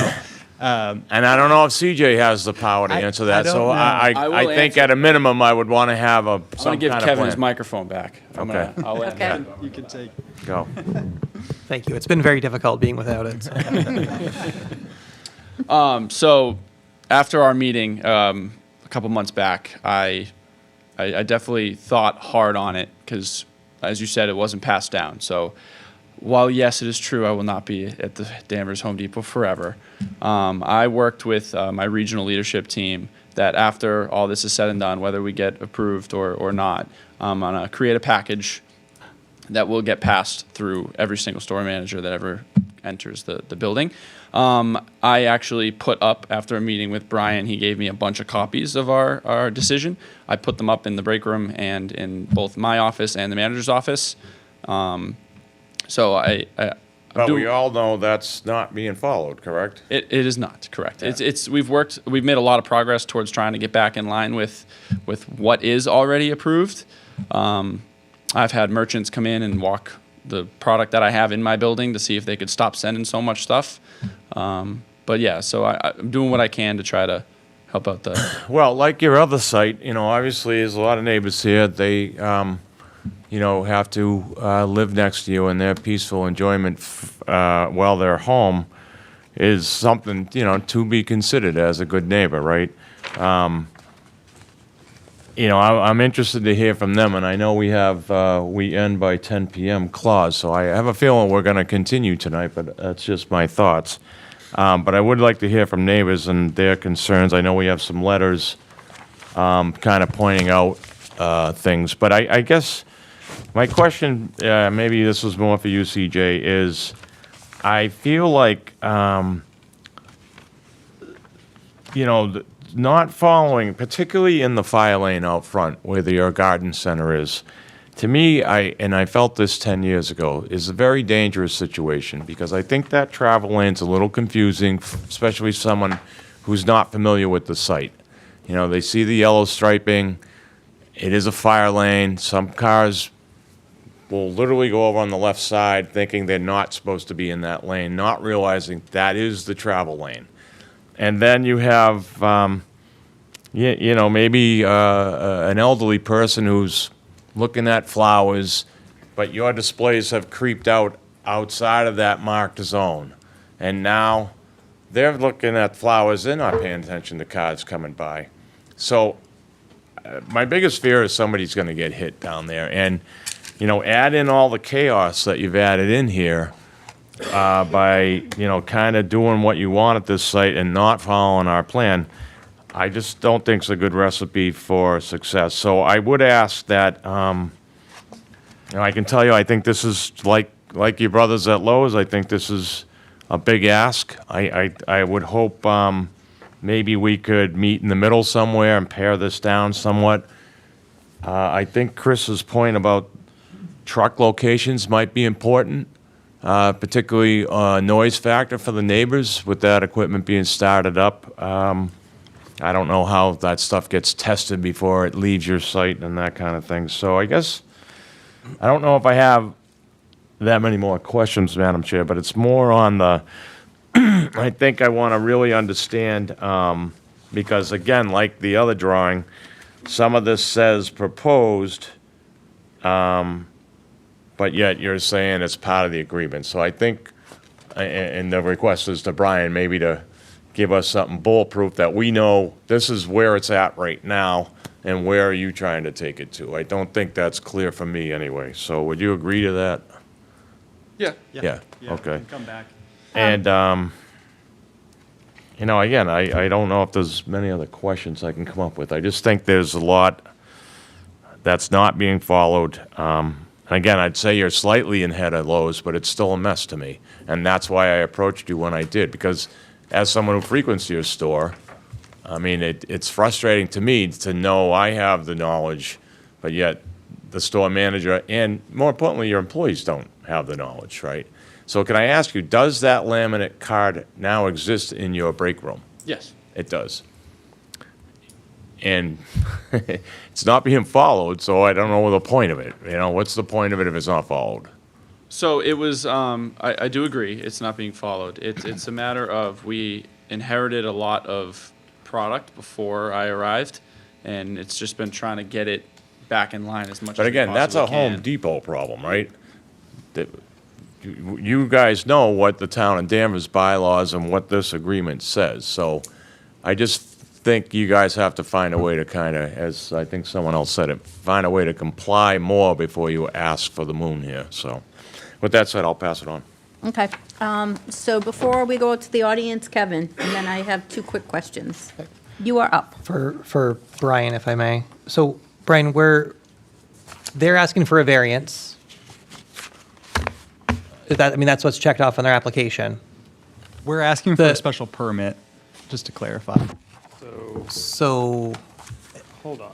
Yeah, it is special permit. no, that might be what's written on the, Well, that's the legal, the legal ad is what matters. right. That's special permit under section 30.3.c. I know, but I see what you mean. He checked off, it was checked off So, variance. yeah, no, It should have been I'm special pretty permit. sure I made a note that it was wrong in the application and that he's applying for a special permit, which is why the legal ad shows a special permit. Okay. No, it's not a variance, it's a special permit. Okay. So, I guess the thing in here that doesn't belong to me is the truck rental stalls. Like, I don't think that's outdoor storage and display at all, right? Because we're not holding Honda North to that standard. We're not holding Enterprise Rent-A-Car to that standard. I think certain parts of this absolutely special permit. I think that particular one, I don't think we're holding anybody else to that standard, so I would kind of say they can just do it by right. I think the way that we viewed it was essentially like renting one of these scissor lifts, like renting a tool. Yeah. But then do we need to get Enterprise Rent-A-Car in here and Honda North and? No, but I believe they got permission to do specifically what they're doing there, meaning that they're to rent or sell cars. This is an accessory use which is allowed. It is a rental, but meaning the bylaw doesn't really look at this. Doesn't look at the scissor lift any different than the pickup truck. Because it's Home Depot, or because of? Well, it's rented by the hour. It's not really, you're not going to Home Depot as you would go to an Enterprise, for example. It's for a specific purpose to take product home from Home Depot typically, or, so. It could be for whatever you want. I've Yeah, rented true. I've rented a truck for Home Depot just so I can load up stuff from my Sure. basement and go to the transfer station, right? Yes. Hope that's okay, CJ. Yeah. But generally, it's not on the daily, but anyway, how the bylaw views it, it's like a tool, like Okay. like you're renting a tool. Okay.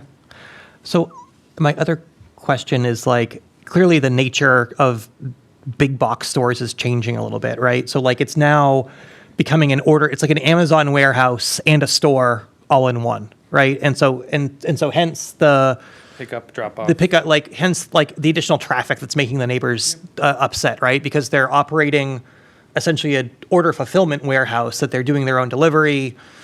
Changing. At what point are you operating a warehouse in a commercial zone rather than an industrial zone? I mean, at some level, the C3, so the C3, the commercial 3 is the most intense. Like the town decided that the C3 is going to be the most intense use. So I don't think there is a gray area. I think that The C3 is the areas where these types of things happen. Okay. Okay, I just have one other question. Actually, it might be kind of two. All of those little orange, like, squares out in front, you have it existing year-round storage, but that's where you have your plants in the summer, like in the spring and summer. I mean, and I wasn't here in 2016, so maybe John or Ken or Brian can tell me, is that what it was intended for, mostly year-round plants. storage for flowers? I believe so. It was essentially when when you couldn't get into the garden, because the garden center's only open, or at times it was only open through that area during Right. the season, I during think seasonal. if- So yeah, but I believe that was just supposed to be for live goods. Yeah, if I could expand on, I think it was also because, were you guys doing Christmas trees maybe or something? I don't know. I don't remember it being year-round though either. I thought it was seasonal, so. I mean, I clearly thought it was seasonal, especially where it's mostly flowers. And I do think they sell Christmas trees, but I don't think they're out front. Yeah, they're all fake now. No, those are No, inside. I know. No. I can double check this as well, but I believe that you did allow permanent outdoor storage for live goods only. Right. So you're like, we didn't really care if they were, as long as Flowers if they were or- plants. Right, it And had to that be you- something living. So Yeah. yeah. So I no believe- lawnmowers, no tractors. Lawnmowers, none of right, that for yeah. permanent, but I believe that the decision talked about permanent live plants. Okay. All right, so this isn't really labeled correctly then, in that It says year-round, no, it but- says year-round live goods sales. So I Oh. believe it's correct. Yeah, it does say Look, that. On mine, it says existing year-round storage. That's pointing to the left one. Oh, you want me to read the small print? Gotta get the mag out. Yeah, that ain't happening. All right. You know, I know you've been doing it for a long time, but it seems as if they've spread. So whatever was there to begin with, it's now out a little further and it's a little bit longer. And I agree with John. I do not know how no one over the years has been hit. When cars are kind of, if they're coming from like where the mall is, taking that turn, and you have people who are looking at the plant that they want, and they're not really watching the cars that are coming. So anything we could do to shrink that down and move that in, or move it to one of the other areas would be much better. Madam Chair, one last question. Yes. I asked your competitor, I'll ask you, any thought to building a bigger garden center, moving that wall over and just consuming this stuff into the building? I can ask the question. We have one of the largest garden centers in our region, but I could definitely ask the question. If it's big, if they were fine building it as big as it is, I could see. I mean, if they're to willing become, to- you know, again, history of this site, this was, I believe it was Levitt's Furniture. Maybe some of the veterans in the room will know, but, you know, there is a time when a site outgrows itself, so, you know. Anyway, maybe that's more of a comment, but, that's all. But I agree. I mean, because that outdoor structure is a structure, but it's not not like the interior of the store. So if you kind of like moved Open it area, out, yeah. yeah, it would, Punch a few holes in the right. wall. And you wouldn't need all of that outdoor storage because it would be contained. So, CJ, that might get you CEO if you come I up with a good know, master you come with a plan good there. plan. Asking for it might get the CEO to show up. We'll see how it was. All right, if there are no more board questions, maybe we go out to the audience. You may go first. You've been waiting patiently.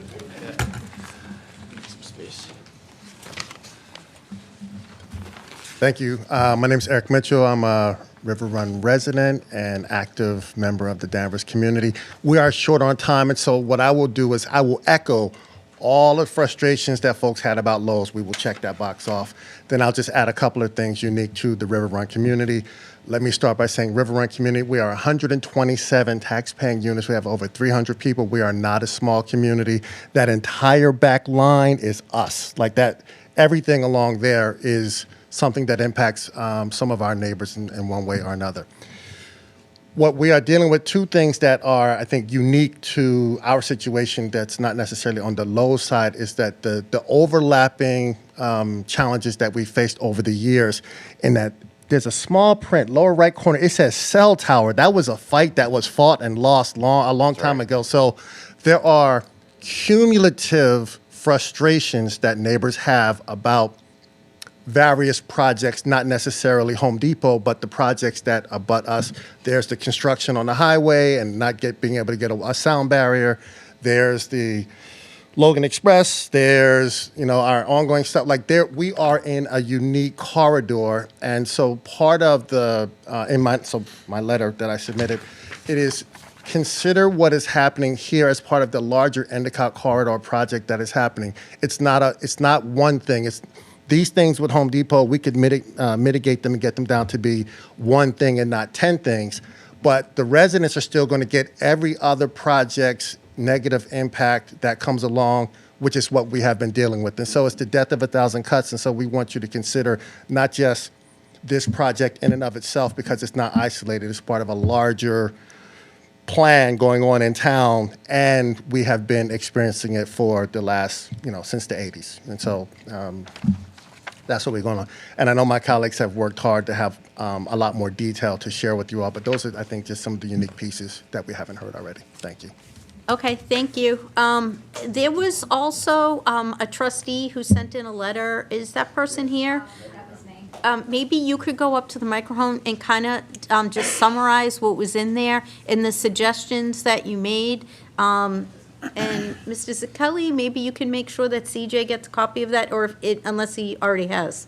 No, I did not send it to the applicant. I can do that. Oh, yeah, no, because I think she summarizes very nicely all of the concerns they have and some of the ways that she has suggested mitigating some of the issues that they have.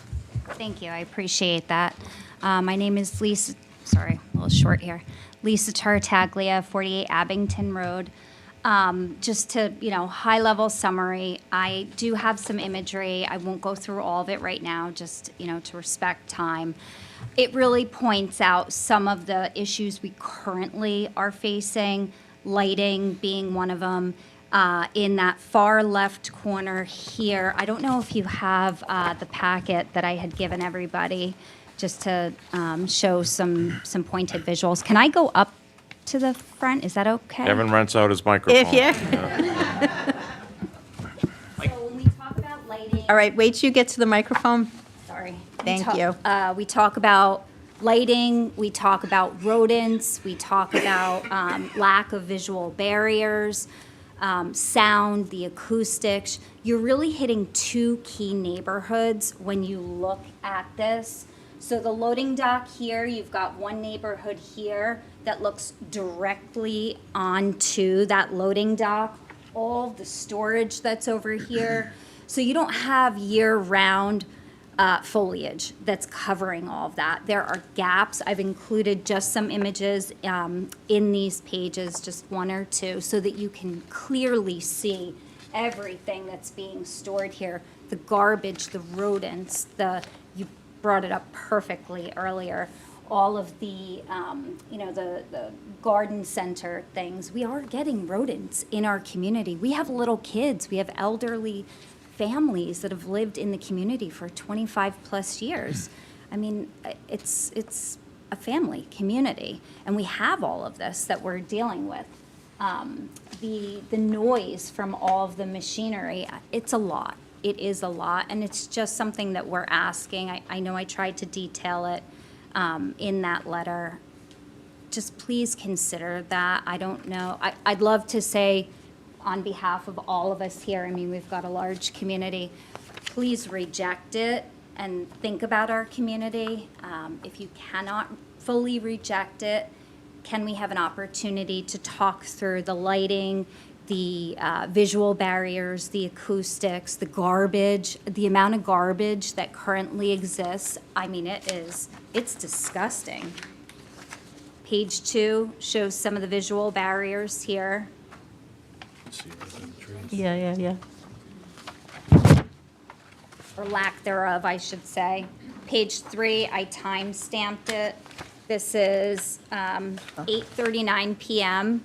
You have an active, very active loading dock. And here you can see, this is actually for my kitchen, 8:57. I can see all of the activity. I can hear all the activity. The activity goes on past 10 o'clock. 11 sometimes, What banging. are, oh, I'm sorry. What are all those lights? It looks like blues and reds and So it's the machinery that's all those operating. colors. All coming in and out of that loading dock. There's a lot of activity. There's a lot of nails and just broken pieces from pallets. That flies over the fence that's on the other side. We have residents, tons of residents who walk their dogs, little kids that run up and down the hills on the other side that want to pick wildflowers or play with their toys. It's dangerous. It's actually dangerous when you think about that. And then just hearing a lot of the, it's a semi-construction site, if you will, so the language, you can't avoid that everywhere, but it's just part of being a residential community, abutting a facility like that. Here's an example of the garbage. I believe you were talking about your recycling containers. You could see what it looks like. I took those pictures, I believe, last week. This is never cleaned up. I'm there pretty frequently. At the same area?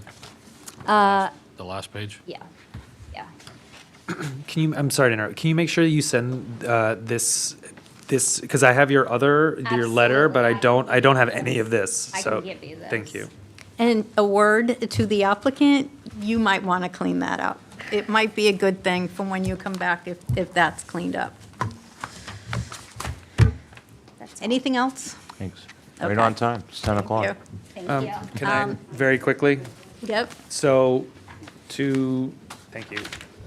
Very small recap is that what I'm hearing from the board is that some type of, not necessarily a whole redesign plan, but a paring down Yes. of what you've proposed, cleaning up, becoming as compliant as possible with the previous decision, and then making sure that the plan clearly shows what is existing, what is approved, what is yes. approved, and what is proposed, because it's all on one page. It seems like, I think maybe two plans might be better. I would think on one a plan it big might be page. easier, but it looks like that's not the case. So I'm thinking if we have two plans of the approved and then the proposed might be better.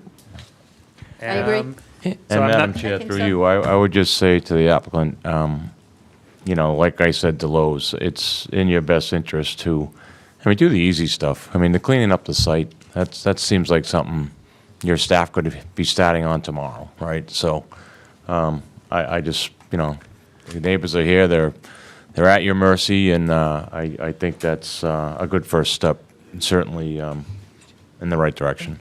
I agree. I guess could Kevin? I ask? Are we going to give some Could we comments? could we see the site plan review materials from when they went through? Because I imagine some of the things that were brought up, like having to have trees and screening and dumpster locations. I imagine all that was a part of the site plan. Like, if there was a way for me to force somebody back through site plan when they want to change, I would. Because Right. that board is much better equipped to deal with all of that That's their purview, it's stuff. not ours, we're zoning, right? You actually, probably don't get too into it, but it actually is an issue of what the triggers of site plan review are because of what you're saying. It's small little change over time, and then now it's like, actually, you're not really compliant with your site plan. But we do have the ability, meeting the department as the zoning enforcement officer, if they're out, even if, they're one thing that's off plan, meaning that they're doing something that they're not approved, we can send a letter and saying, $300 fines, the whole thing, because you're out of compliance with your decision. So that is typically how we do it. It doesn't trigger an application for site plan review unless, they're basically saying, okay, we need a modification. But there's no actual trigger. It's usually an increase of a certain amount of square footage, an increase of parking spaces, and that just doesn't exist. I can tell you from memory, I don't believe in that 2016 decision we did require any kind of screening, although I do believe we did talk about lighting, but, and lighting splash obviously is a bigger issue these days, especially with LED lighting and the Yep. types of lights that are Well, out there. I can imagine that's As some of the you bring nuisance. that up, I want to make sure the applicant has all the information. Yeah. So what do you want them to do related to lighting or a lighting plan? Because that was not really talked about at all. And if we don't, I just, if you want to give them direction, now is the time. And I don't think Yeah, you've really given any direction related Madam to Chair, a it lighting might- plan. It might make more sense to just strobe the board members and they can make a punch list, hopefully. Yes, and I agree, and I think back in 2016, like, light pollution and all of this different lighting, like, wasn't as big an issue as it is today. And I definitely agree with the new kind of lights, it's, like Broadway, 24 hours a day.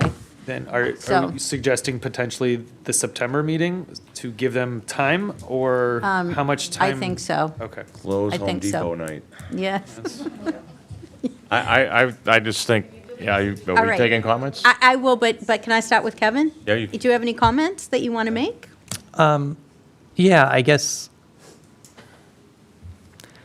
So I think that like a big part of the neighbors' concerns, and I'm sure if more of them spoke, we'd hear more of it, was about the time, like number of deliveries, timing of deliveries. And I know number you probably can't help, right? But time, maybe you can. So I think like if the neighbors are going to feel like their interests are being hurt by something expanding, it would be great if you came back with like, here's what we can give. Like, we will limit deliveries to no later than 8 p.m. or whatever it is, right? So like, because we can, we can condition things, right? We can try to make the neighbors' lives better in a way that they don't feel like they lost. You still get most of what you want.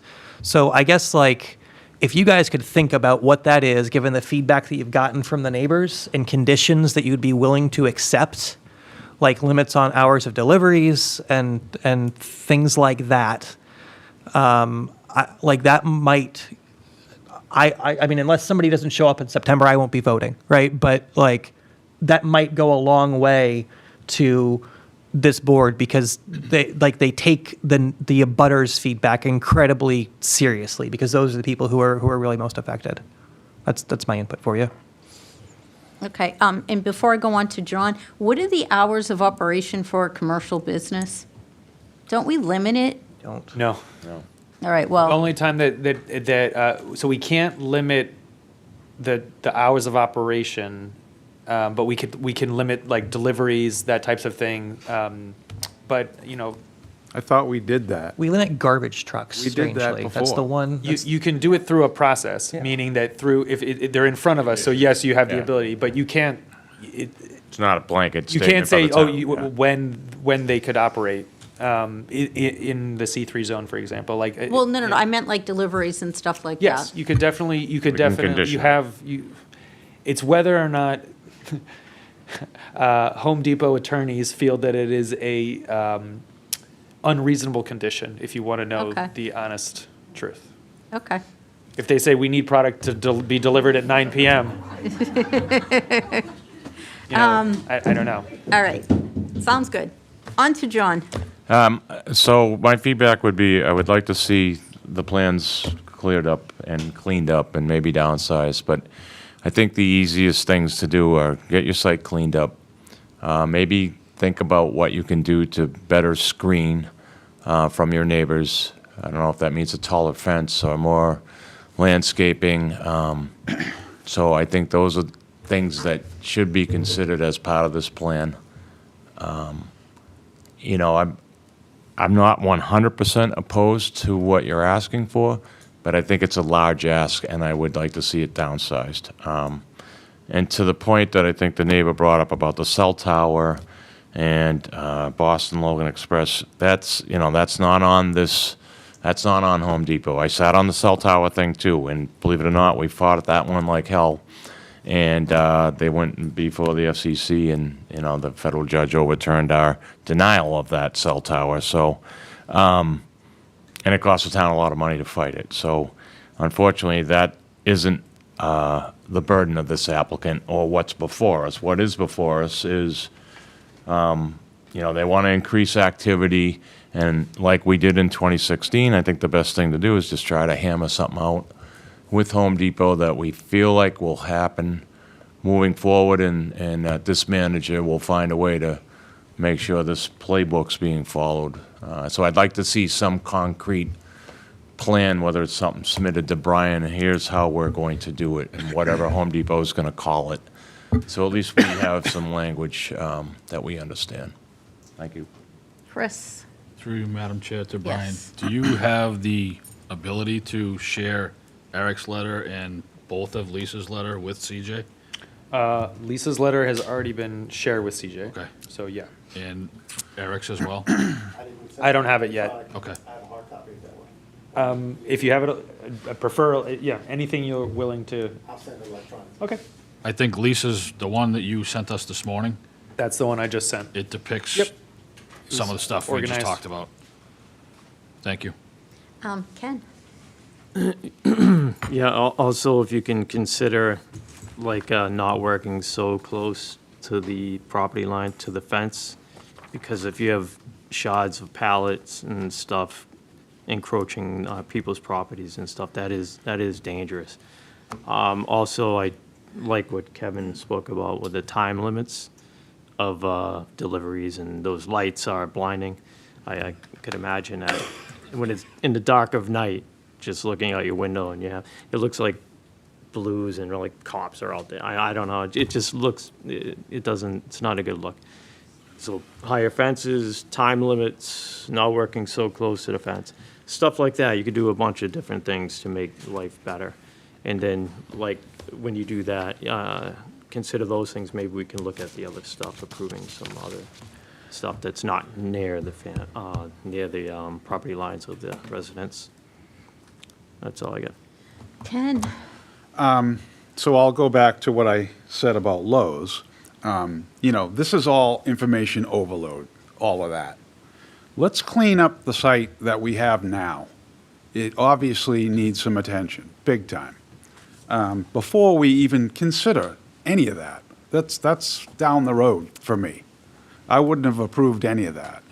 And again, we have managers that are coming and going and coming and going, and nobody's going to fall back and say, here's our game plan, and let's follow this game plan. So when the next crew comes in, okay, we know what to do. Here it is. It's all right here. Have training. Have something that you hire some people, you think they're going to go in the break room and say, wow, look at this plan. I'm going to study this thing. No, they don't care. They're going to walk right by it. So I think we need to get something in play that has some training as to, okay, this is what we do. This is how things operate outside. I think let's do that stuff first, then we'll deal with any kind of expansion. That's what I have to say. I agree with what my co-board members have said. I agree. I think we kind of need to pare this plan down. I think we need to kind of work on the site to get it up